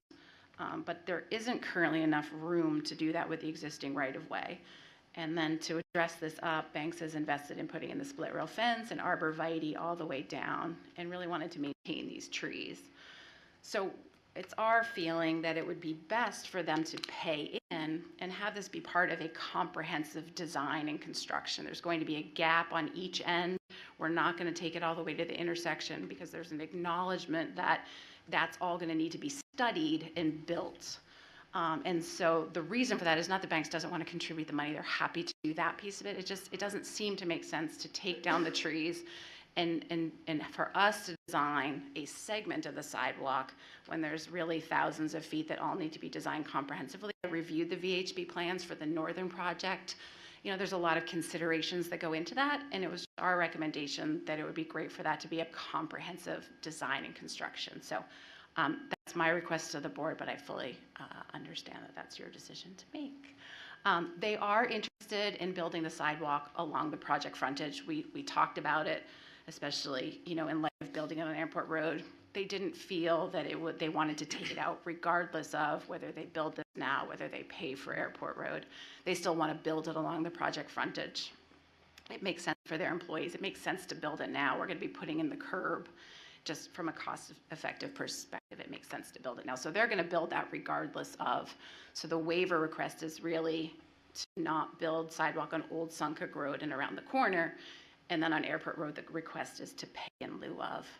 So I'd be happy to answer any more questions. So on these pictures, and that was Yeah. very helpful, the pictures that show Airport Road now, if you go back one picture, so that picture there shows what looks like a significant elevation change down into the kind of the valley, if you will.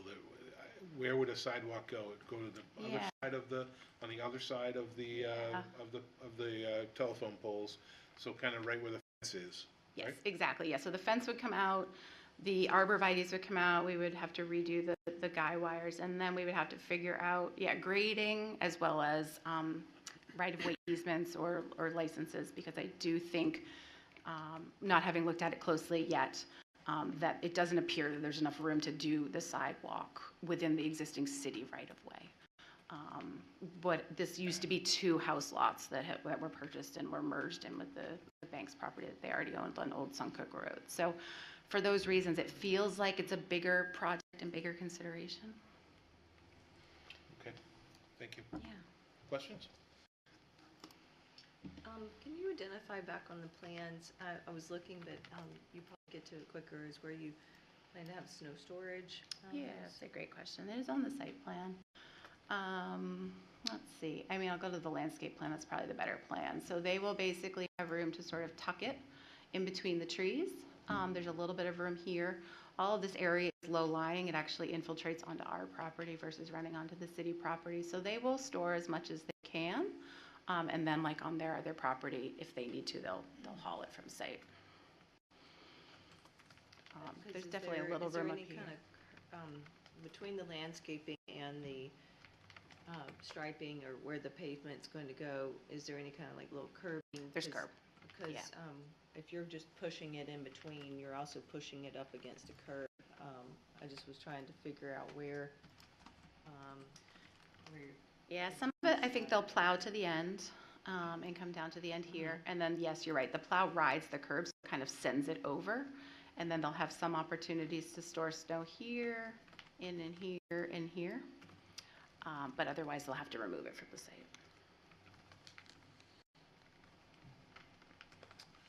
Okay, Dina. You mentioned the aquifer protection area. Yeah. So what part of what you're proposing is actually going to impact the aquifer? Sure, great question. So if I come up here, if I can zoom in, it's not going. I might need Alex's help to figure out the right button. Nope. Because there's tons of parking on there already, and I would There imagine. is, yeah. So within the Aquifer Protection District, we're taking this gravel and making it pavement. We're reducing a little bit of gravel, and then there is currently a dry well in this location. Because I think there were 3 out there. They're kind of equidistant across the site. So there will be a very small pocket of infiltration on that very corner, but most of the infiltration, as you can see, is outside of the aquifer protection. So it's really just this end of the parking lot here. It's already an existing parking lot. We're bringing it in. Yeah, it's exists existing already. gravel. So that's already impacting that. It's area. already impacting that. Yeah. Thank you. Okay, other questions from the board? You remember the audience have any questions or concerns about this application? Yes? Great, then just step back, Aaron, thank you. Come on up.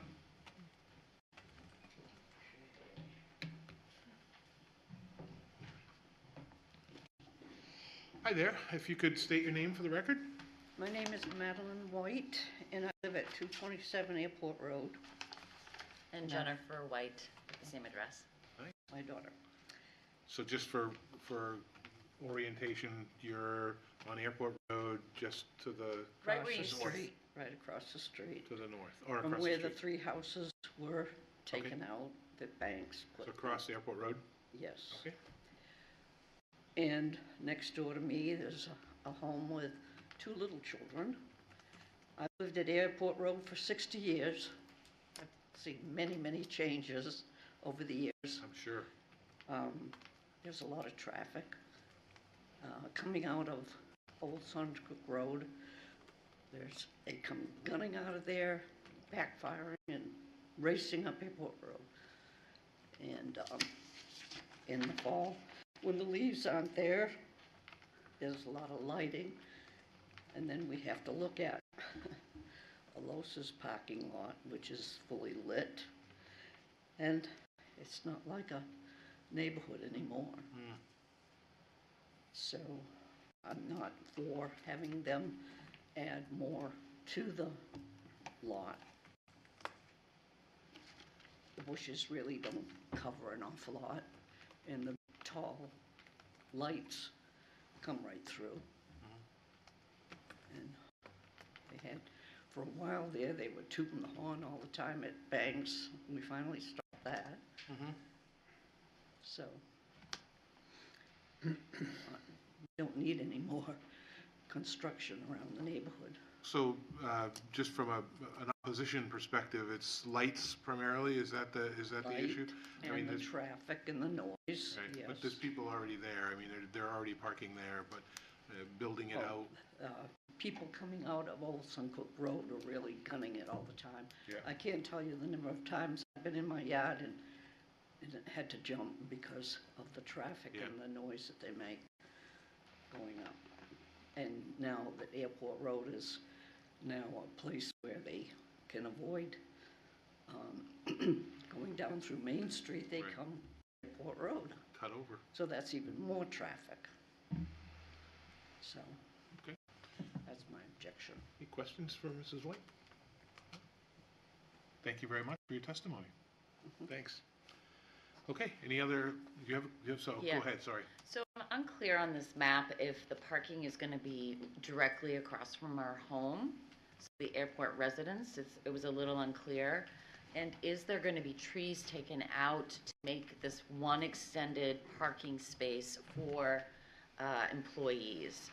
And how far down does it go? Because if they are clearing any trees, light effect, the noise effect is impactful to residents.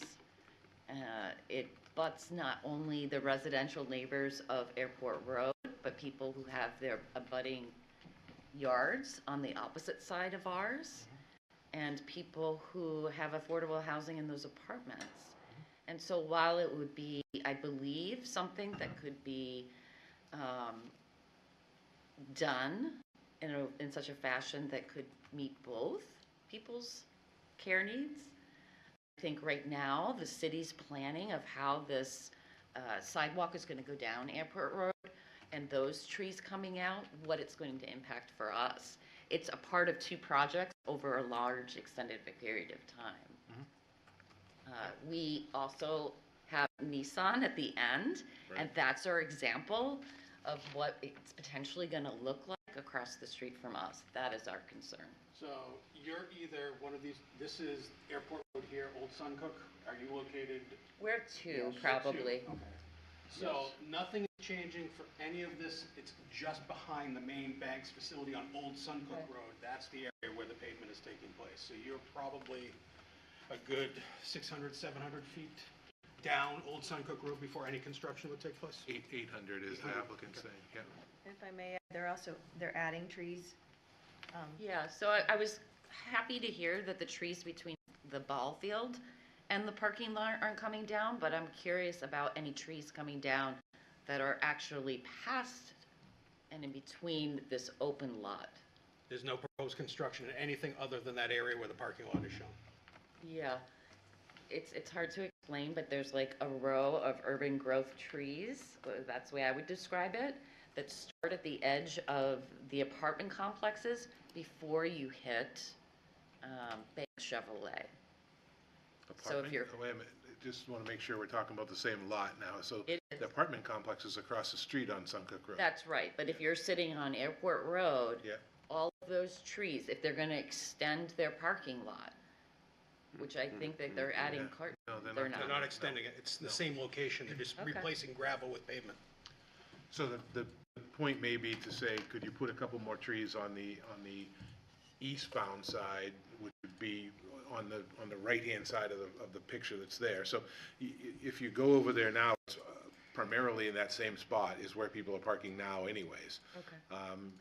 You may get a better scenario, especially with the, with a couple of extra trees that are going to be added in on that side of it as well. So the lights that'll be used will be cutoff lights. I'm sure folk will ask that question for lighting plans. We have a lighting plan that'll show, what the spread will be on the light, and I'm sure it'll be very tight and controlled. You'll be able to see light because just like you can see it across the street, but it's not going to be shining down and brightly down into your property.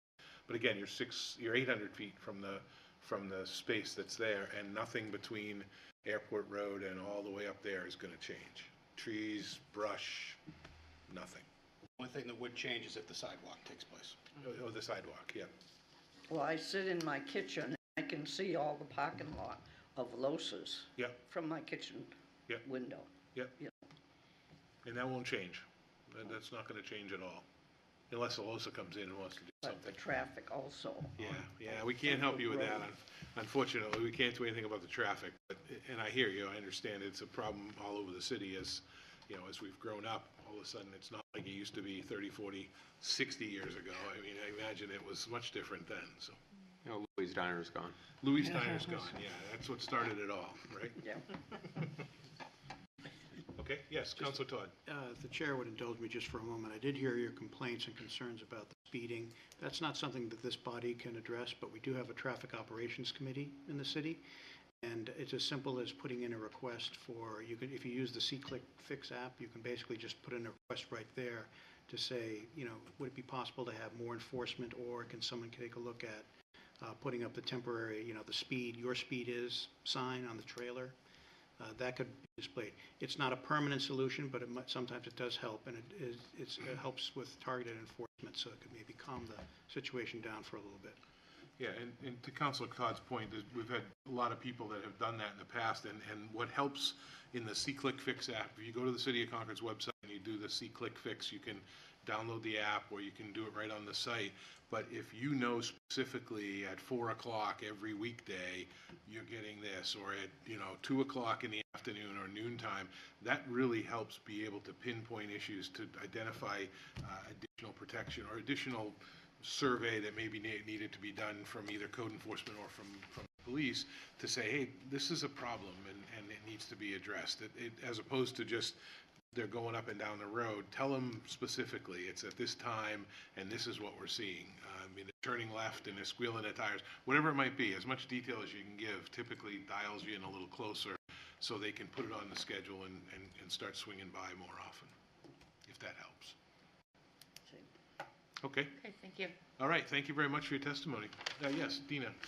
So then, my understanding is that the work that they're planning to do is just paving an existing parking lot, which isn't going to necessarily bring in more people. It's just allowing a better parking. Correct. There's no change, no expected change in the level of traffic generated by this use. It's not a change of use in any case. It's basically changing the surface and improving drainage. So there's actually no change to the use of the property. It's just how it's the surface and the drainage being handled. So it wouldn't necessarily be a matter of bringing in more traffic that's Correct. going to affect the neighbors. It's the same amount of use that is there now as what we anticipate will be in the future. Understood. Thank you. Good question, Councilor Todd. Yes, I guess, and I would add to that comment, I think that what we heard also was the other addition would be plantings. So there's going to be more vegetation there, so technically it really will be a site improvement. It's site improvement. I think just, and the fence that's going to be added and kind of formalizing the space as opposed to having that ribbon of concrete that goes right off the street, and it'll look much better. Matt? I'm just looking at the lighting plan per the concern, and Aaron can explain how far out, but it cuts off pretty close to the parking lot, so there's not going to be light pollution. Okay. Let me just hit there, see if there's any other comments. Yes, sir, come on up.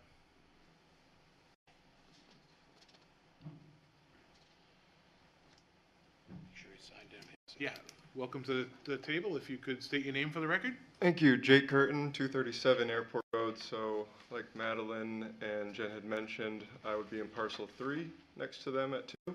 I came originally for the same concerns, parking lot, where was it gonna be, would it be in that lot that we were speaking of, and what would be the kind of beneficial and non-advantageous issues as far as our sight line and whatnot. You guys have answered it, has nothing to do, that would be changing from what I see on a daily basis. But I guess to continue on her second point with the sidewalk extension, where you guys are coming in where, banks would be covering in front of the lot, and I think we're waiting for 2028, you guys had mentioned, where that extension would go down to, what was the distance again from that Suncook line? 1,000 feet is what's already there, right?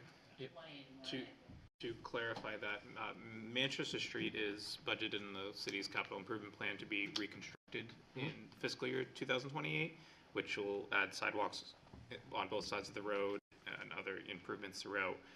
Airport Road is currently, as you've probably noticed, living there further down. We will be completing that sidewalk to that point that ends about 1,000 feet shy of this property. Okay. Right now, we have an ongoing CIP 17 for sidewalk improvements. Right now, there's nothing necessarily to program, so that will be a gap for a period of time. Yeah. But I would imagine that it would be a targeted gap in future budgeting years. But right now, there's nothing planned to close that gap on Airport Road yet. That's fine. I mean, that was more of a curiosity point of view. I think they're coming in trying to see where they're making that connection of covering in front and making improvements on their lot, and kind of making it one plan, I think, as they had mentioned before. So that was kind of just an idea of the plans going forward, proposing that is a better idea. If you're going to do it all as one, do it all as one plan, pay into that instead of trying to piece together. I agree with that. And then kind of just the idea of how that plan would go. But it sounds like that would still be in the ideas in the future if that came to, which I guess I would agree in that case. When that comes to the idea of making that continuous plan throughout, it's done all in one shot, so that we can come back together and have that idea and have that plan and have more discussion to how that will affect, in my opinion, or my personal interest, that lot and how that is going to look and how that is going to be transformed from a visual point of view, a sight aligned point of view for property value, just general vision. They're the way they are, how you look at them, and that's fine, that is what it is. I think our biggest concern is how is it going to change over time for hopefully the positive, but if it isn't positive, just not more negative. Well, there's nothing on the plans today, but there's nothing to say that something couldn't drop right into that big open space that's there. Right. Whether banks sold it or, it's private property, so anything could happen. It could be another Nissan dealer. It could, somebody could come in with a property, or it could be more parking lot. Right. We're here to look at it, what's in front of us. But that would be a later down the road. But that would be discussion another for later. opportunity to come in and say, no, you can't do this, you can't do that, for whatever reason. I'm interested on your thoughts on the sidewalk. So we've obviously got two issues before us, is to make them build the sidewalk and go in and regrade it, pull the fence out, pull the arborvitaes that are there, the low arborvitaes that are there, grade it out probably 8 or 10 feet, put a sidewalk in and leave it. And that it would go to 15 feet to the end of the road, and then all the way to the stopping point that's at their property line. And we make people do that, and depending on what's going to happen, so we don't have these non-contiguous groups that we have to go back in and do all alone. So they wouldn't have to do it if they didn't open up the door by saying, we want to change this and it's on this lot. So now we can say, hey, we want you to build the sidewalk because we're going to come along in 2 years and put the rest of it in. By regulation, they're supposed to build it along the entirety of the frontage, along the entire property. Right. They're asking for relief to only do portions of that. Now, is that in connection to the parking lot job? That's how that got opened up? Because they're in front of the planning board for a site plan, our regulations require, because this property is located in what we call our urban growth boundary, it requires a public sidewalk along the entire frontage of the project. They're asking for relief from that requirement with conditions that they pay in lieu and only do a portion of it. Yeah, I'm split on both hairs, right? That's why I wanted in one to ask. aspect, do you want to have a sidewalk? Or I do have a wife, I do have 2 kids, they'd love to go on the sidewalk and walk down the street. But they're only going to be able to walk down 300 feet. No, I understand that. If it's a continuation, right? Yeah. So it's irrelevant at that point. It's more negative for me, for us personally at that point, because the advantageous aspect of it, the negative side is going to be the impact on a visual and the Right, fence and whatnot. but to, when, and here's the other side of the coin here, is when that gap is filled, that gap will be filled all the way to the end of Airport Road at Old Suncook Road, whether they build it now or not. So you're still gonna have a sidewalk that's gonna go there, so do you wanna have it for 2 years that you can't go anywhere, or wait and have it done all as one? I think I'd rather wait and have it all done as one, personally. Okay. I'm gonna have, this is an opportunity for me to kind of talk about the waiver and the payment in lieu thing, since it's being brought up here. The reason why we push for the construction now is the payment in lieu that we make today, the funds that we get are not gonna go that far when we actually do construction here. So rather than Bank Chevrolet paying for this segment of sidewalk now for the construction, the city's taxpayers are gonna end up funding that through the capital improvement project that happens in the future. Go into a budgeting. Yeah, I get So it's making sure that the dollars we get go the furthest. So in terms of having it constructed, that's the city's preference, is to have the construction take place now along Airport Road, because that's the priority area for our pedestrians. The requirements to have that done would be the same requirements. Yeah, it's gonna look and feel It's gonna be the same thing that would have been planned and had to follow the same guidelines that follow you're the following in the future anyways. That would be inevitable one way or another. Yeah, it's not just gonna be a little path or something like that, yeah. Yeah, that's second to what my initial interest was here, but as we were talking about it, it's always been kind of an idea of The what payment does in lieu that look like. program is a great thing, but it's one of those things that the longer it takes from when that payment is received to when construction takes place, those dollars just don't go as far. Okay. Great, any other questions? One more thing to add. Okay, hang on just a second, we'll have you come back up. Anything else? No, that's enough for as far as information. We'll just have you sign in on the sheet there if you Will could, do. that would be great, thank you very much. I have just a real quick question. If the waiver is not, or the, whatever it is not granted, and we make them put the sidewalk in now, is there any chance that it has to be taken out to accommodate what we don't know is gonna happen in 2 years? We would be working in conjunction with the design engineer to make sure it's compliant with the design that the city has at least conceptually planned for the remainder of the improvements. So you don't anticipate any? We would not want to have that happen so that the city would have to construct and pay more money for a project. We want to make sure it's You don't want to tear a sidewalk out to put another sidewalk in. That's correct. Unless somebody comes in and says you should put a roundabout in. There you go. I have a dumb question. When somebody does a payment in lieu, do you put that in a CD or a money market? What? I was thinking the same thing. It goes into an escrow account. I don't know what the rate of interest and the return is on that, but it does go into it does typically go into an interest-bearing escrow account. And conservatively, so you are at least building more money, you're accruing more money. I have not done one here in Concord during my time here, but every payment in lieu scenario in every community I've worked in has used an escrow I account. thought usually, so I just want to make sure. But we can, the question is, it always comes down to, you can build 300 feet and build it, or you get the money and you're only gonna end up with 120 feet or Depends on whatever. how wisely you Or invest. potentially 600 feet, depending on what happens. That's right. You gotta Welcome back, invest Jen, wisely. right? Yeah, Yes. I just wanted to say one more thing. I heard you all talking about like how the earlier project was gonna impact people's homes and their tranquility, like what kind of fence it was, and I appreciate that. I really feel impressed to have come tonight and heard that kind of discussion. And the one thing that I can say after Jake speaking about whether you put the sidewalk in now and have them do it is, Banks did a nice thing. They planted trees and put up a tasteful fence, and they watered the trees.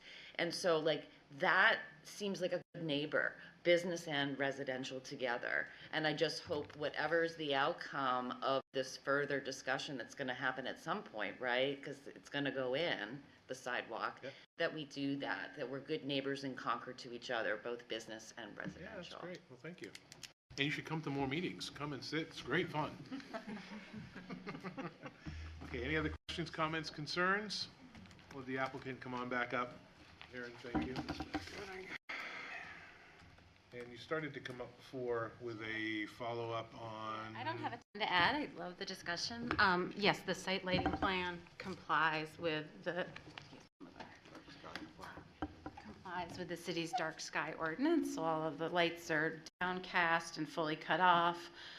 They are the same lights that Banks has on their property, so they'll tie into the same system, so they have the ability to set them on timers.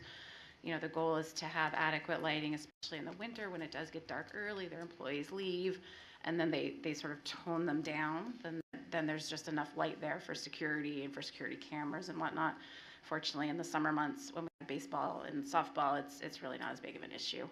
I did want to reinforce that the parking lot is already there. We're pulling in a lot of the gravel to be a little more compact, and that it is current employees, so it's not part of an expansion on Bank's behalf. So there won't be more people coming to the facility because of these improvements. It's really to provide a safer and more functional and easy to maintain parking lot. Frankly, in the winter, the icing in the parking lot is a concern, so they're looking forward to having pavement and proper drainage controls. And yes, to the discussion about the sidewalk, we had talked about all the same things we talked about here in terms of the money not going as far. Basically, yeah, those trees will come down at some point. It's just a matter of whether they come down now or they come down in the future. Trees, meaning the trees along Airport Road? Yeah, there's some, the arborvitaes are definitely, and then there's a couple of significant trees that are there. Yeah, so the arborvitaes kind of tuck in between a couple of them. So, yeah, there's certainly an argument to be made to preserving that aesthetic for a period of time, but I also respect the position of the dollars not going further. I do think when we do the cost estimate, and Pete can confirm this for me, we use published rates for dollars, and then we add a pretty good contingency. I believe it's usually 20%, so it helps keep it from being, you know, going from 450 feet and only buying you 300. You know, really, hopefully it won't erode it to that extent with the way that we price it and put contingencies on it. Okay. Thank you. Hang on. Oh, sorry. Questions from the applicant? No? And site trees that are going in on the eastern side of the property. So if I remember right, on the landscape plan, there was some additional site trees that were going to be dropped in there. I'm just wondering if there's opportunities. Is there anything over on the right-hand side or no? There's could we take, so that's the plan right there.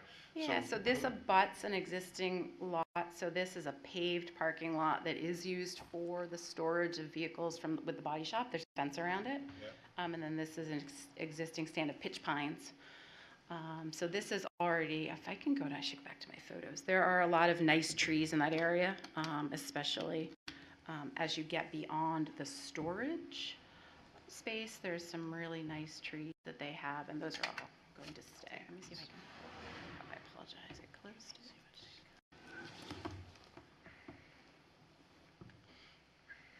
I can get the photos up. It's not wanting to load, sorry.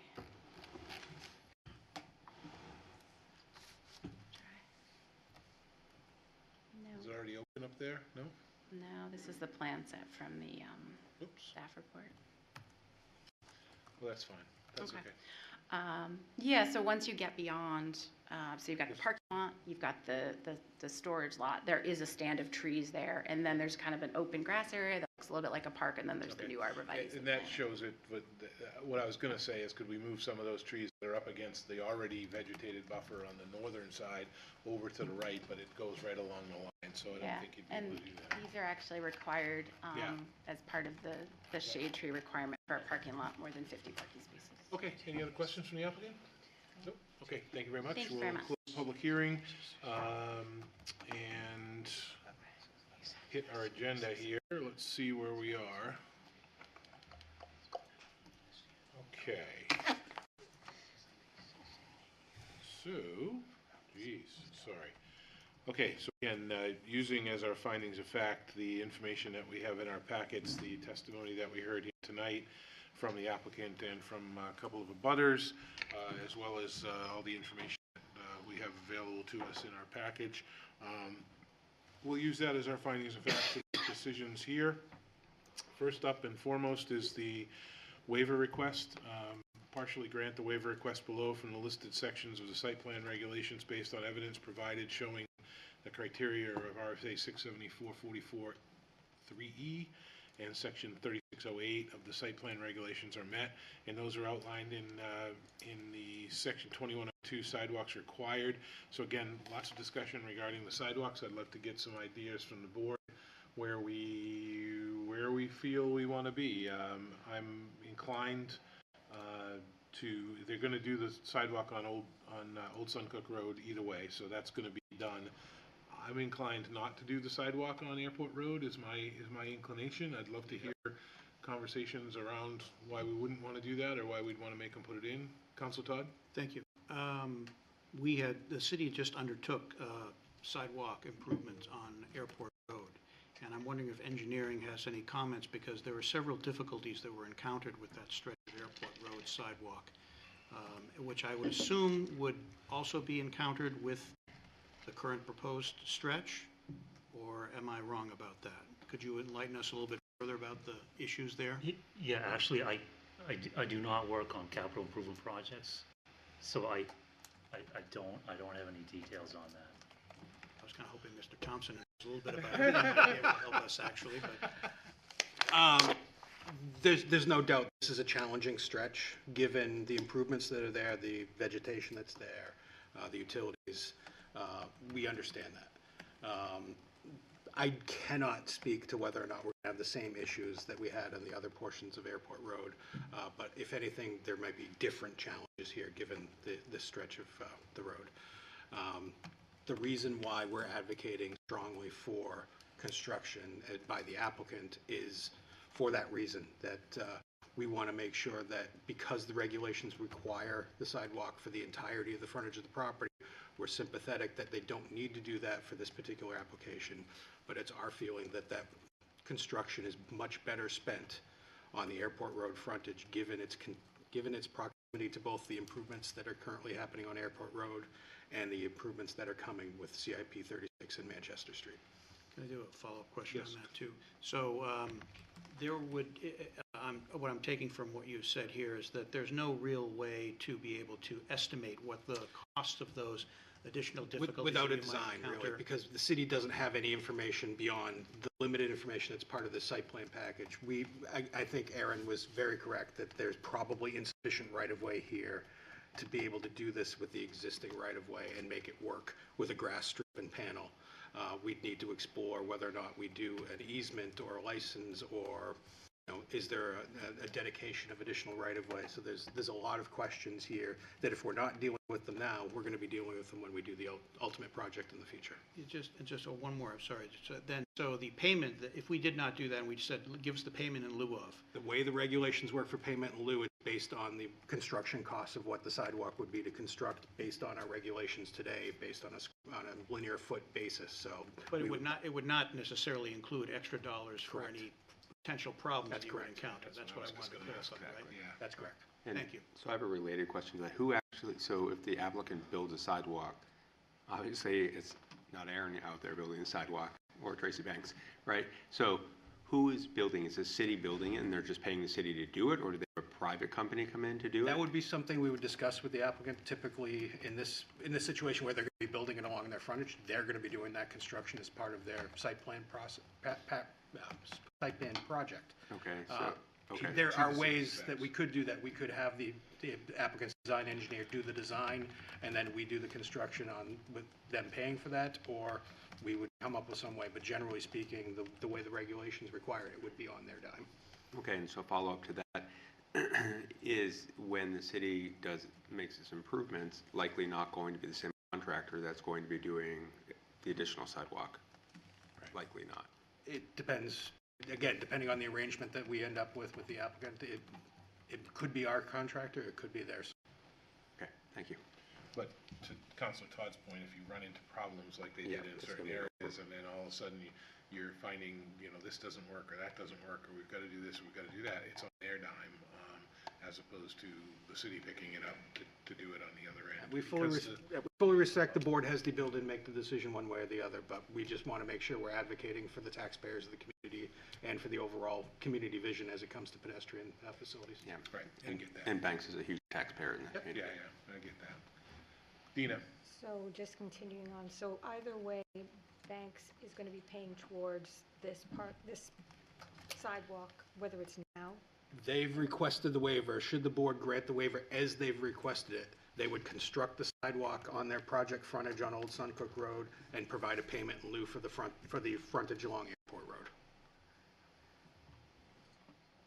our recommendation, not knowing tonight that they were going to do the sidewalk along Old Suncook Road either way, was that if we're going to do a sidewalk, we prefer that you do it along Airport Road and not do it on Old Suncook, because Old Suncook is not in the pedestrian master plan as a priority area, whereas Airport Road is.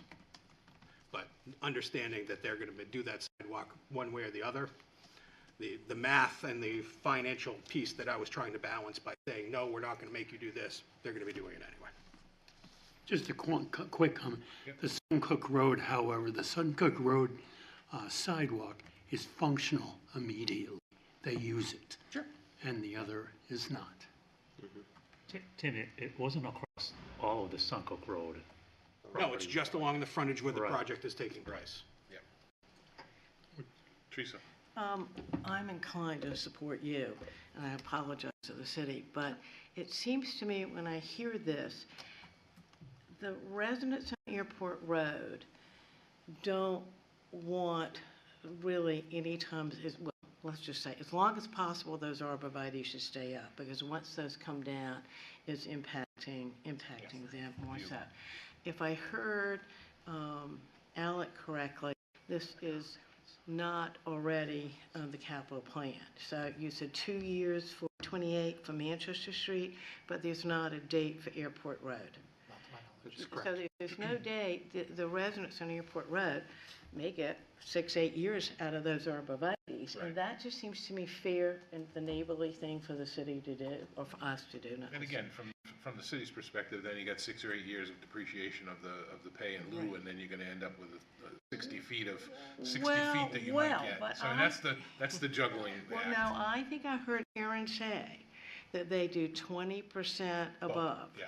And if you do 20%, and then you bank your money someplace where you can get the best interest rate, then I'm not so sure. I mean, if it comes out sooner, the city may actually win. They may actually make money on it. If it goes longer, they may not. But it just seems to me it's a nice balance, and you've got a sidewalk that doesn't go anywhere for 8 years or 6 years or 4 years. Also clarify that the sidewalk that you're going to do on Old Suncook Road is also going to be a segment that's not connected to anything either. Just gonna. No, I know that, but I'm talking about I'm thinking about Airport Road, because these residents are looking across at Airport Road, not at Suncook. Respect the planning board's decision-making. It's not an easy decision to I make. hate to disagree with you, but it just seems to me the most practical thing is to have them do the payment in lieu, and hope. Well, we've closed the public hearing, so that sounds like a motion. That was a motion. Second the motion.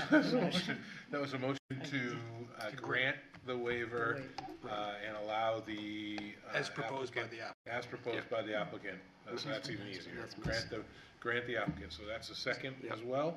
Any further discussion? Alec has a comment. Yes. I may have some recommended conditions to go along with that. Okay. That the board may consider as possible amendments to that motion. Okay. We previously conditioned the approval of the waiver that this waiver does not preclude the applicant from having to construct required sidewalk for any future development. We also, I'm amending some of our recommended language, which was for denial, but the board may wish to require the applicant to provide the fee in lieu of constructing a sidewalk, which will include a 20% increase to account for future inflation. The applicant shall prepare a conceptual design subject to review of and approval by the city engineer and city clerk. And where I'm going with that is because the board, if you're interested, you may require that, if necessary, as determined by the city engineer and planning board clerk, based on that conceptual design, the applicant shall also provide to the city any easements or right-of-way that may be required for the future sidewalk on Airport Road. Easements and documents will be subject to review in accordance with 1302 of our site plan. So are you asking them to design the sidewalk but not build it if we grant the waiver? Conceptually, so that we have an understanding of what is the lineal feet and how at some point we need to figure out how much is the sidewalk going to cost. And how long is it, and the components and that, so we can come up with that estimate that they will be required to play. And then as part of that, I think a conceptual layout may indicate there's a hydrant that may need to be relocated behind that sidewalk. In the board, you may, wish to condition that they provide that easement, to allow for that conceptual design. Okay, you mentioned something that triggered a question. Yeah. So, development on that other lot, if 2 years from now they come back and the sidewalk's still not built, there's still a payment in lieu of that's been escrowed. Where does that stand as far as we've approved this piece of it? If they come back with another plan set to build on that new lot, would this be out the window at that point? So would we have to condition that at all? That's a city solicitor question. That is a very interesting question that I think would be best handled with any development approval at the time. What our concern was is that this waiver is not to be construed that they do not need to ever construct sidewalk on Old Stone Brook Road in these areas outside of this. Yeah, I think that. You could say, should the applicant come back again? You okay with that? Okay. Yeah, it makes sense. For another reason of the same plat, you know, Yeah. to revisit the sidewalk waiver that we gave in 2026. And again, we're talking about Bank Chevrolet, so I mean, we're talking about a stalwart company that's not gonna go anywhere. And you're okay with that, Aaron? Okay, for the design piece, and all right. So good question, thank you. And thank you for the response, Alex. So do we want to change the? Amend the waiver per Alex's change recommendation? That is up to the motion maker and second maker. Do we want to, you got motion maker I'm and second maker? Well, I'm now totally confused. I made the motion, you added the part about 20%. No, No, that's part of it. That's part of the motion. That was part of that was part of discussion. I recommend you amend your motion to include those provisions I stated. I'd love to have Aaron up to ask. I'm not sure about your second part, about their designing. That's what I just asked her. I If they were can't see okay her. with that. The only thing that makes me a little bit nervous about that, she's designing it. I guess the question would be, do you really design it, or you do I don't know what you call it. Conceptual layout. Conceptual layout that you've got an idea what the cost. Just for the record, before you respond, we'll open the public hearing back up and welcome you back to the table. Thank you, So appreciate you that. heard the questions, you heard Alex's feedback as well. Love to And know this your- is good. I mean, I think to clarify, we're talking about a conceptual design so that we can look at, where the existing utilities are. Does a 5-foot grass panel work, and is that consistent with the city? We'll then lay that out, and then that'll answer the question of the right-of-way and any other utilities that might be there. So I And that would think give I you a understand it's basis to conceptual. Give us the Build the basis cost. to develop the cost, Yeah, correct. and I think we're still, because I was thinking, I hope to tee this up easily so that there's a waiver request, and there's the payment in lieu. So the waiver would still include us not designing the intersection, because I think the intersections, it really makes sense for those to be designed together in the future. But going 15 feet to the other north end, we would do a conceptual layout and get agreement on that and assess the cost of that. Yes. Okay. Okay. We're in agreement with that. That makes sense So to me. Yeah. that from a, thank you very much. Thank you We'll very close the public much. hearing, thank you much. So do we change the amendment, the motion and the second? Do we need to add any verbiage in there? If Teresa and Matt are comfortable with that amendment, they just need to acknowledge it, and we'll. Comfortable with that? So motion's been made and the second's been made. Any further discussion? All those in favor? Aye. Opposed? That motion carries. So that is The waiver. a waiver. Wait. Open the public hearing again, no kidding. Okay, so that was 9.2 in your packets. 9.3 is to grant the conditional use permit for section 28368, D4, conditional use permits required for certain uses on the AP district, community water systems protection area. And that's outlined in your packet under 9.3 with 9.3A. Would someone like to make a motion to grant the conditional use permit as outlined? I'll make that motion if someone would like to second. Any further discussion? All those in favor? Aye. Opposed? Aye. That motion carries. Yep. One opposed. One opposed. For the record, Dean is opposed. 9.4 is to grant architectural design review approval for the construction of a parking lot and other site improvements at tax map 782Z, Lot 8, addressed as 234 Airport Road in the Highway Commercial District as submitted with the following conditions. Prior to approval, the accompanying major site plan application shall receive final approval and architectural design review approval shall share the same final approval date for the purposes of establishing the date of decision of the planning board. Would someone like to make a motion to grant architectural design review approval as outlined? So moved. Second. Motion has been made and seconded. Any discussion? All those in favor? Aye. Opposed? 9.5 is to grant major site plan approval for the construction of a parking lot and other site improvements at tax map 872Z Lot 8, addressed as 234 Airport Road in the Highway Commercial District, is subject to the following precedent and subsequent conditions, and those are outlined in precedent conditions 1A and B, 2 through 4, and subsequent conditions 1 through 11. Would someone like to make a motion to grant major site plan approval as outlined? So moved. Motion has been made. Do I have a second? Any further discussion? All those in favor? Aye. Opposed? That motion carries. You're all set. Thank you very much. Okey doke. Let's move on in our agenda. Again, item 9E was removed from the agenda for tonight. Will be heard whenever we said again. May 20th. May 20th.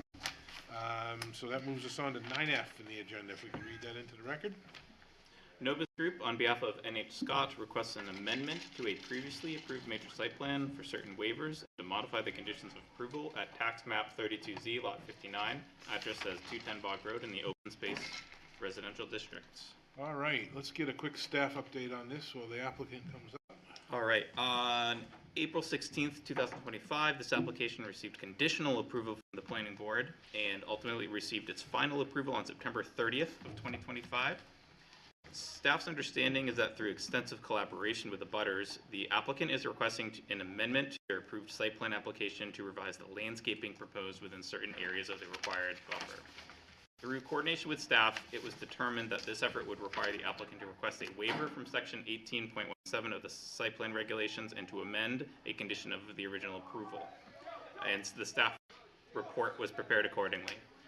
Under further recent consideration, and whereas the site plan has previously satisfied all precedent conditions and received final approval, staff recommends a more true and simpler solution, whereas essentially all the applicant is proposing to do is amend their previously approved landscaping plan.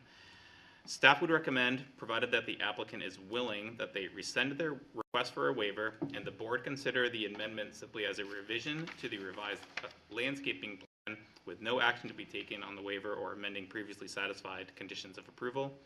Staff does have revised recommendations for this approach. We also call attention that on the conditionally approved plan, it was noted that the existing one-story health center building was to remain on site. Throughout the conditional approval process and prior to the plan's final approval, the egress road was shifted and the existing one-story health center building had been modified and removed. The Heritage Commission and the applicant have engaged in a discussion regarding possible alternatives instead of demolition of this structure, including relocation. We call attention to a call-out included as part of this amendment application on sheet LA 101, where the applicant is seeking to call attention to this change and memorialize it with this approval. Staff has recommended language as part of the amendment approval that if this building is to be relocated on-site, it can be shown on the plan prior to final endorsement by the chair and clerk of the planning board. Staff is recommending conditional approval of the amendment. Okay, a lot to unpack there. Welcome to the table. If you guys could state your names for the record. Terry Wiltsey. John Arnold. And Jonathan Hawley with Warren Street Architects. Great. Well, tell us where we stand. You heard what Alec had as far as an amendment or a path through. John, if you want to take it. Sure. So yeah, we put in our application after meeting with city staff on determining what we needed to submit. We submitted the waiver request based on that. If the city doesn't believe we need the waiver request, we're happy not to have the waiver request. The point and why we're here tonight is that with the site plan approval back in April of 25, kind of on the fly as part of that hearing, we agreed to a condition the board wanted to impose for a landscape buffer to address concerns by an abutter, Mr. Leon Lafreniere. And we agreed to do that, and then once we worked with Mr. Hawley to come up with the landscaping plan and actually see what it would look like, we discovered that it was going to be very impractical to do that, both because the proposed plantings would be unlikely to survive given the location, the existing vegetation that's already there, and the wildlife. And then Mr. Lafreniere indicated that the compliant proposal wouldn't really address his concerns about screening very well that he had raised at the hearing. So we worked through that process. We came up with a new plan that we think will address Mr. Lafreniere's concerns. He's indicated that they do. They'll be, according to Mr. Hawley, much more likely to survive long-term and be an effective buffer and satisfy the spirit and intent of the regulations. And will certainly save New Hampshire Scott a lot of money. It was going to be well over $100,000 to do the previous landscaping plan for something that was expected not to last long-term and not to serve the screening desires. So that's the gist of what we're doing, and if we want to handle it just as a site plan amendment and we don't need waivers to do that, certainly fine with us. That's the objective, and we're happy to go into any detail on the landscaping plan you want or anything else. Yeah, what do we want to see, Alec, for detail? Is it all in the packet? It's in, yeah. Yep, it is. So yeah, walk us through the changes, if you will, so we can have a good kind of grounding on that, and we'll go from there. So the original landscape plan dealt with a 400-foot stretch where the pinch of this property comes together. I've never spent so much time planting 300 plants. The issue is it's an issue of biodiversity in the ordinance, and because of that ordinance, you're required to have, you can't have more than 25% of the same plant. You can't have more than 15% if there's more than 100 plants. So the diversity is there's a lot of different plants. Over the winter months, I've been up on Leon's property maybe 4 or 5 times.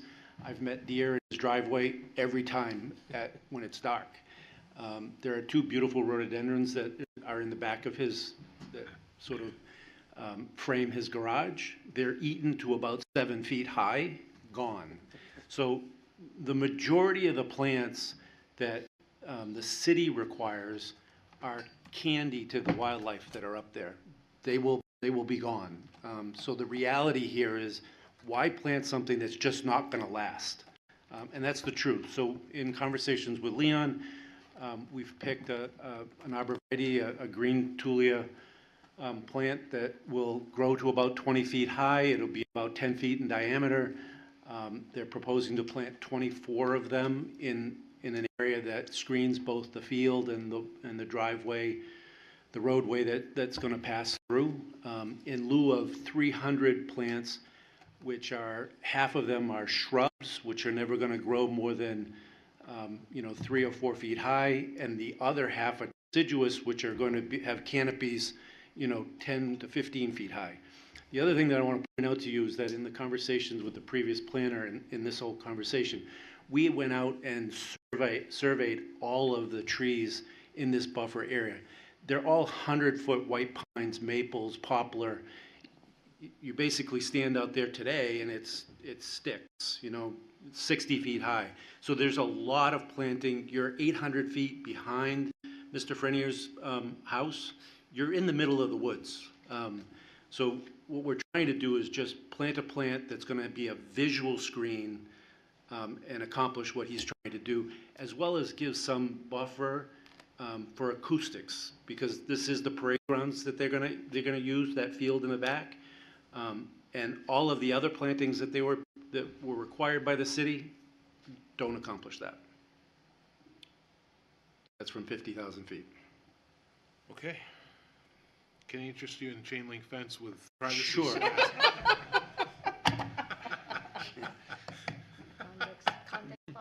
I'm just going to keep working. Good one, Rich. Beat that. I'm just going to beat it to death as far as we can go with it. Okay. Questions from the board regarding this? Comments from staff? Anything? Essentially, it's a revision to the landscaping plan. I think the ultimate goal that we're all trying to achieve here is to get the result that the board was attempting to do on the fly back last year. Easier than a waiver. I get it. Yeah, I get it. I think this is a great work by the city to be able to kind of surface this up and bring it to the client. Questions from the audience? Mr. Lafreniere, anybody have any questions? I'm going to have you guys step back just for a sec. Thank you.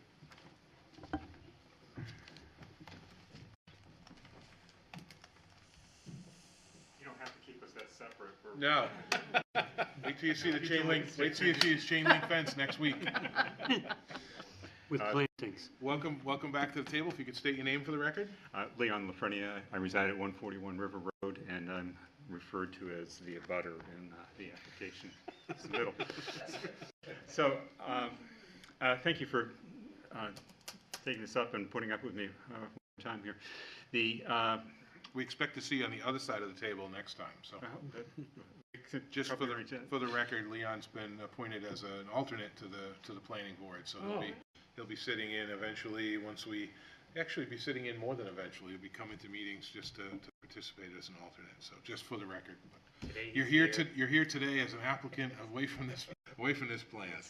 Yes, But I did want to mention that. And in fact, truth be told, I have not been sworn in yet, and that was an intentional decision on my part, so there wouldn't be any perception of... Perfect.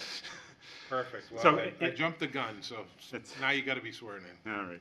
So, yeah, very briefly, I was approached by by Ms. Wiltsey earlier this winter regarding the proposed planting schedule and the implications for the Scots. For me, it was not so much an equation of would the buffer as originally designed be functional, but rather trying to, agreeing that deer tolerant species are a very important aspect of whatever goes in there, and that the specific areas of focus that I had attempted to identify on in my previous testimony were not really fully addressed. I was speaking to an area on the athletic field where there is no vegetation on the Scott's property, so that visual is much closer to my house and is readily viewable. And then the pinch point between the two lots where it's going around is another area that we look right into. So I would indicate my support for the proposal. I'm pleased that the staff was able to find a way to do this without having to take an action to rescind the buffer requirements. Yep. I think that they are important in my mind, and I'm happy to answer any questions, but I am supportive of the request. Good, great. Questions for Mr. Lafreniere? Nope. Thank you for your testimony. Thank you. Any other member of the audience have any questions or concerns? Yes, sir. Come on up.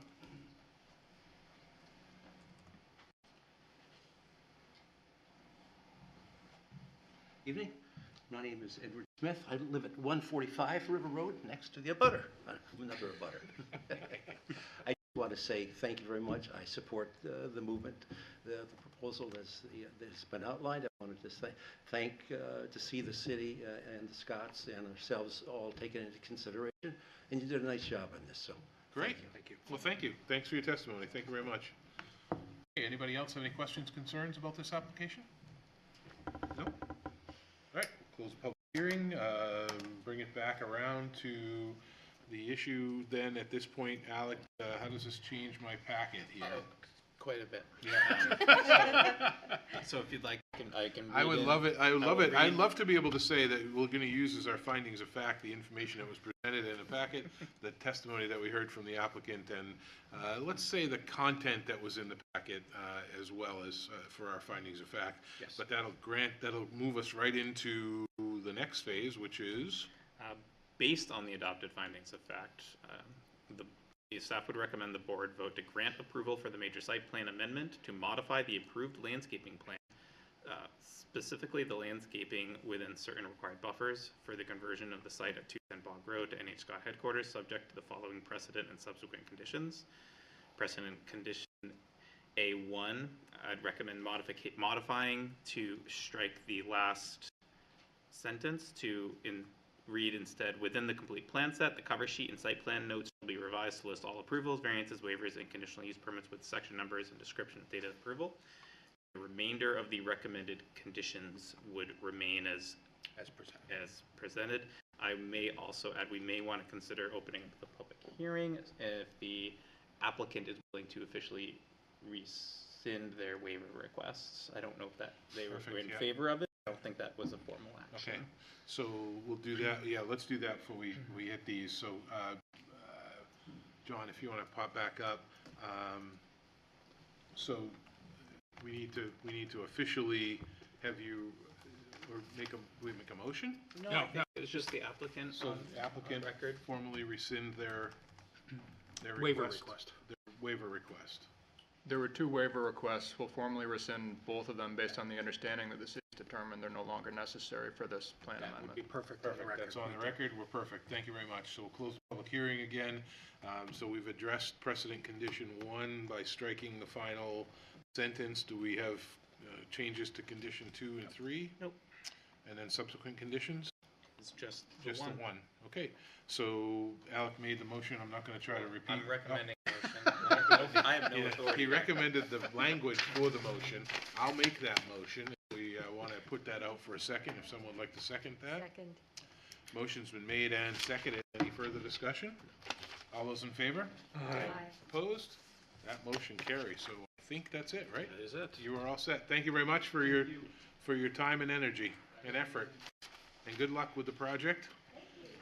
Okay. I have one point for the chair before Yes, we sir. move on. I was just had a couple of questions that weren't really germane to this, but it was part of the report that was issued. Yep.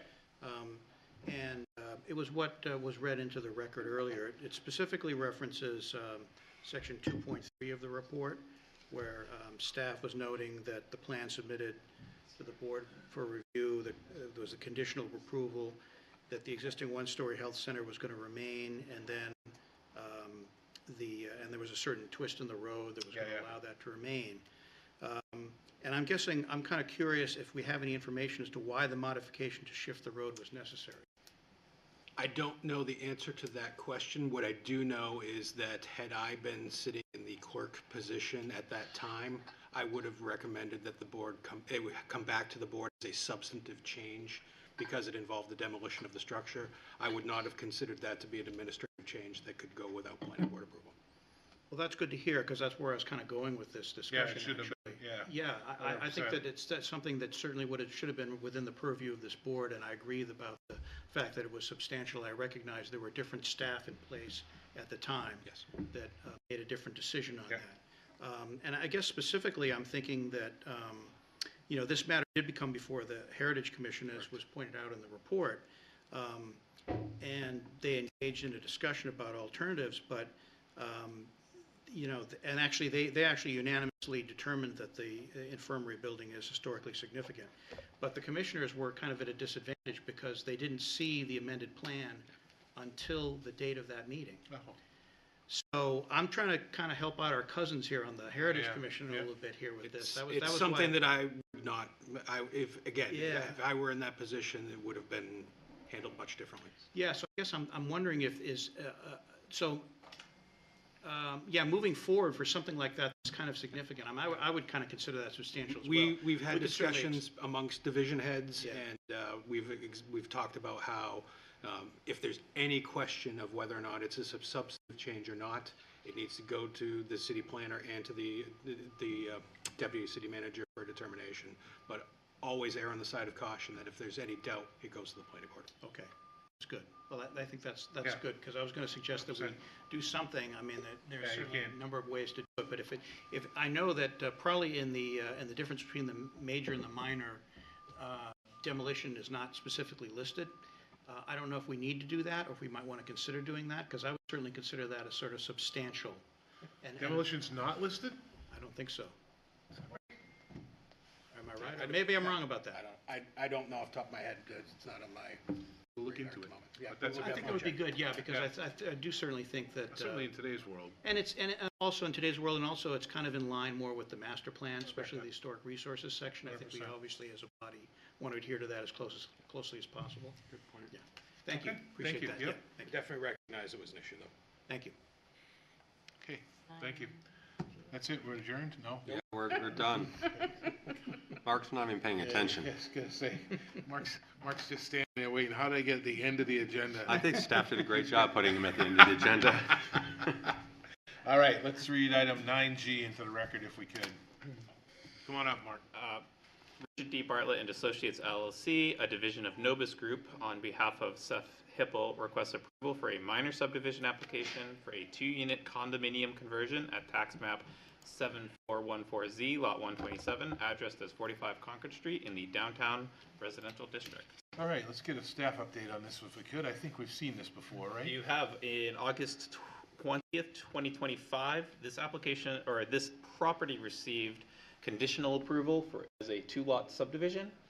It is now returning as a separate subdivision application to convert into a If you open Adobe Acrobat in the bottom. Okay. To convert to a condominium, a form of ownership. In light of this, one of staff's recommended conditions is that the two-lot subdivision would be officially withdrawn prior to final approval of the condominium. Otherwise, staff is recommending conditional approval. Since the preparation of the staff report, the applicant has reached out to staff and will be seeking, I believe, 2 waivers from the subdivision regulations, which I think staff is in support of, and we can help approach that subject when we get to hopeful conditional approval. Okay, so again, staff has determined the application complete, not a development of regional impact, and recommends opening the public hearing. I'll take a motion to find the application complete, not a development of regional impact, and open the public hearing. So moved. Second. Motion's made and seconded. All those in favor? Aye. Opposed? That motion carries. We are open in the public hearing. Welcome back to the table. If you could state your name for the record. Sure. My name is Mark Sargent, and I'm with Richard Bartlett and Associates, and now a division of Novus Group. Wow, huh? Yeah. That's brand new? It happened at the end of last year, and believe it or not, this year marks my 42nd year with Richard Bartlett and Associates. Holy cow. I used to be the young guy here. I think I chastised you last week because all you brought forward was fully baked, complete plans that took about 30 seconds. So welcome now back to real life. So, as part of my exit plan, this was my move, and there you go. And but I'm going to hang around for a few years, so you guys can't get rid of me yet. Yeah. Well, we appreciate seeing you. We usually know it's going to be well done if you get here. So, okay, well, tell us a little bit about this and what's happening. Okay, well, you probably remember this property. It's at 45 Concord Street and 1 Beaver Street.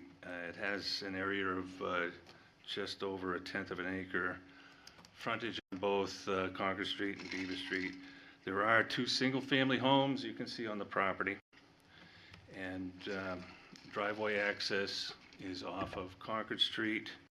The building is serviced by a single water line, but it's my understanding that the owner has installed separate meters for each of the buildings, and there's a single sanitary sewer line that's kind of a mystery out there that services both buildings.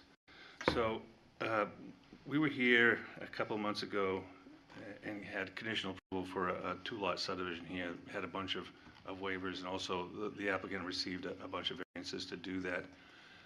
And part of the conditions was to provide separate water services for the building and separate sewer services for each one of the buildings.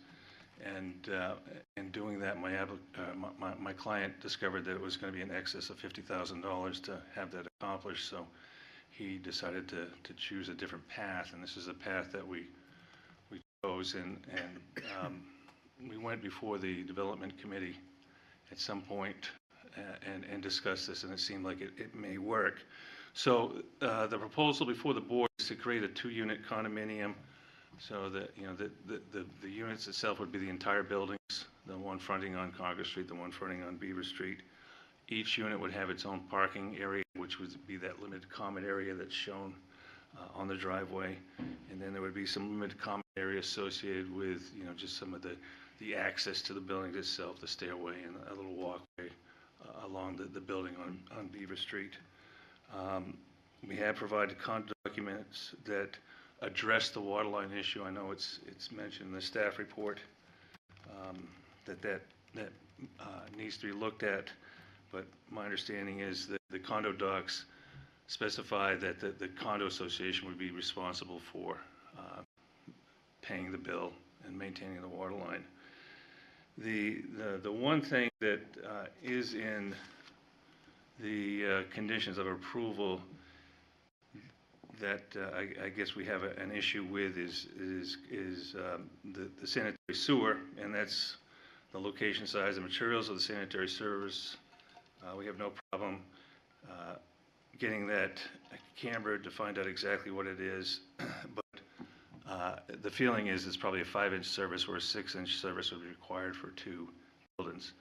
The service has been functioning for years and years and functioning fine. And so I guess we would ask that not be a condition of approval, that the sanitary sewer would remain in place until such time it fails. And I can tell you, you know, as part of what I do a lot of septic system designs. And whenever a sanitary system or a building is expanded, number of bedrooms or an ADU is added onto it, you have to do a new design, but you don't have to rebuild the thing until it fails. And I look at this in the same manner here. So with that, I'd be happy to answer any questions. So Mark, walk me through, there's just one page on the plan set here. Walk me through the parking area. So I'm looking at the Concord Street property. Sure. So there's parking, looks like there's kind of the dashed line in between there. You've got LCA Unit 1, LCA Unit 2. Are those the 2 parking spots? They are, yeah. Okay, yeah. and then a gravel parking lot area that's above that? That is just an area that was beyond, you know, what is required for parking. Okay, so another extra spot. Yeah. Access through Beaver Street? There is no access through Beaver Street. So the common area that's there isn't a driveway? It isn't, no. It's something you know, when they park their car, they can walk across the common area to get to their residence at Beaver Street. Okay. And then the LCA Unit 2, the green hatch, or the green lines indicate what? That's a paved walkway through there. Okay, paved walkway on the green lines. Yeah. And then you see the stairs and a little landing going up to the doorway. Okay. And then there's stairways and a landing on the Concord Street that's within that limited common area with the parking. Okay, so as a condo owner, the sewer fails 10 years from now, the association would be responsible for it. Responsible, and you as an owner would be responsible for your portion or half of exactly, it for the piece. Yeah. Separate water lines as part of that, so the sewer is going to be billed separately from a billing perspective? I believe, and you know, this is something, I own property in Concord, and I get a bill, it's based on the water usage. Yeah, so it would have to be separated. There are, like I said, there are separate meters for each unit, so it determines the water usage. There's no meter going out into the sewer, it's coming from the water, so you get a separate water line for each. So those will be part of the condo. Separate water lines. I mean, it's a single water line, but there's separate service. Well, there's a service that goes into the Concord Street, and a service that goes into the Beaver. Unit 1 uses a tenth of the water. Unit 2 does. They're going to pay the sewer for their piece of it. Okay. Exactly. Right. Okay. Questions? Just a few. The parking, I understand that it's in those 4 squares. Is there going to be allocated parking for Unit 1 and Unit 2, or is it just first come, first serve general parking? Yeah, let me blow that up a little bit. You can Unit see 2 is the one to the right, right? There's only 2 spaces there. Yeah, There's so only 2? I thought so there's a limited common area 1. There's enough to accommodate 2 cars there, piggybacking through here. Yeah, and then this is for Unit 2 over here. So. All right. So paved. So the ones identified as LCA Unit 1, Unit 2 are paved, and then the other 2 are gravel. Okay. All right. So we can just make a motion and ride that through for. And I may also grant the waiver request. Yep, and I may also consider if the board chooses to not require separate sanitary sewer services for each unit, you grant the waiver from section 25031 construction standards to not require a separate sanitary service for each unit, as would typically be required by section 403B15. Okay, where's the board's head on that? Any thoughts on requiring them to have separate sanitary sewer on each unit? Again, if we grant the waiver, it becomes the responsibility of the condo association. We did talk about the fact that it's fine the way it is until it fails. Right. Is that correct? And if it fails, then would it be requirements to put them in 2 separate lines? It would have to be lines? separate units at that point. Okay. At that point. Okay. Thank you. Based on anything we're approving right now. No. The one right out of the sales. Hold on. What's that? I don't have anything to say after that. the, Yeah, that's. if you wanted separate utilities when it fails, you'd need to include that as part of your motion. Because otherwise, the waiver would allow them to stay with one, To be owned and operated by the association. Okay, so that, I think that's probably the angle we'd like to take. Makes sense. To do it right. So how do we phase that? How do we phrase that to I say? would recommend we add a subsequent condition Yeah. that you know, should, coming up on flyback. At the time the units, at the time the system fails, it would be Any required. Any repair or replacement of the existing sanitary sewer service shall also include separation for both units or individual services for each unit. Yes. Amanda might have better verbiage. Not better verbiage, but just to say that the underground service, and I guess you're saying sewer, but like say if your toilet breaks, you know, is that gonna trigger this? Okay. I know that. It's the underground sewer. service from the main line to the units. Yeah. Okay. Should the board clarify that in the condo docs, because they currently do not state that in the condo docs, Good question. in the bylaws? Our humble land surveyor is gonna be responsible. It's all right, I'm on Mark's good side right now. Yeah. Okay, so help me navigate through this. So we've got some waiver requests, we've got some changes that I don't have. We've got the 3 waivers. Yeah. And then the recommended subsequent condition that upon the failure of the sewer service or the water service to the units, that they be separated at time of repair. Okay. Just sewer. Just sewer. Just sewer. So let's take the 3 waivers and read those into the record if we could, Alec, and we'll vote on those. So the 3 waivers, 17012 and 1703 are for survey. Floor plans. And what was the third? The third one was for? The third one was for the allowance to be able to utilize the single service for the time being until. Right. And those are all to grant the waivers. Yes. To do that, right? Yep. Okay. Do I Would need you like the section numbers please again? Yeah. So the- 17012, 1703, 1703, and what was the third one? 25031. Do not require a separate sanitary service for each unit as would typically be required by section 403B15 of the construction standards. Okay, so let them ride as they are today. Okay, so I'm not going to read those all out into the record, but those 3 waivers, we've got to vote on those. So I'd make a motion to grant those 3 waiver requests as so eloquently outlined by Alec. Second. Alex. We got a motion and a second. Any discussion? All those in favor? Aye. Opposed? That motion carries. Matt says aye. No, I just, Aye. you're calling Alex by 2 names. Alec by 2 names. Yeah, it's Alec. Alec. Alex. I just laughed when you corrected yourself incorrectly. Incorrect. We're now on 9.2. So now we are on 9.2 to grant the minor subdivision approval, and you're going to hit me up with an additional subsequent condition, right? I'm going to hit you with a couple things. Okay, so in your packet, we have outlined 9.2 is to grant the subdivision approval for the 2-unit condominium subdivision at 45 Concord Street and 1 Beaver Street, subject to the following precedent and subsequent condition as outlined in precedent conditions 1A through J, 2 through 10, and subsequent conditions 1, 2, and 3, as well as? You can strike precedent condition A1D, as that is one of the waivers being provided. A1D is being struck from the record.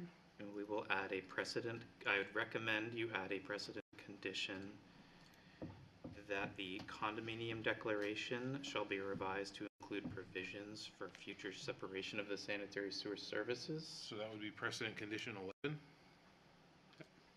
Okay. And then I'm 4.5 words in on the recommended subsequent condition to be added, but something along the lines of upon failure, or, I don't want to say repair. No. Failure or substantial replacement, that's not really well defined. I mean, how do you want to define, what is? Upon failure or voluntary upgrade, or something to that effect. I don't know that we. I'm not a plumber, but, I mean, your underground sewer service, should it fail, or be upgraded, that it, Unusable, I mean, at some point you get the unusable piece of it, or it becomes unusable. So it fails Which or is, requires substantial reconstruction of the sanitary sewer service. or is unusable. Leon's got some verbiage for us. Or is otherwise unusable. Yeah, require replacement, that's true. Require replacement would do it as well. So it requires replacement because it's no longer usable. Okay. For each unit. So, yes, each unit. Each separate sanitary sewer service will be provided for each unit. For each unit. sounds good. Okay, so that sounds good, so that's again in our Amended motion with the new conditions.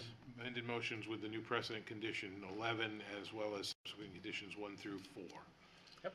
Okay, someone like to make a motion to grant moved. minor subdivision approval? Second. As outlined. We got the whole line here, Sam. Motion's been made and roundly seconded. Any further discussion? No? No. All those in favor? Aye. Opposed? That motion carries. I think that's it, right? That's it. You're all set, Mark. Thank you. Okay, thanks, everyone. Just a note before we adjourn, the board did not hold your annual meeting to elect officers yet, so we are going to be adding that to the April agenda. So keep that in mind, who you want to consider for chair, vice chair. Please. And, Not very long. Not very long. Change is good. I also fully expect we will have some updates on the master plan process at the next meeting. Master plan, I was going to ask about that, so perfect. That means you have to come in That April. is otherwise great. So you're not now gonna you get have to to come for the April meeting. Or there's Okay. probably an opening on the utility appeals board. Your choice. I think Is Paige would be there, happy to join that. Is there any other business that will come before the board this evening? If not, So moved. we will take a motion. We will take a motion to adjourn. I take that as a So motion. moved. Second. Yep. Motion's been made, roundly seconded. All those in favor? Aye. Opposed? We are adjourned. Thank you, everyone.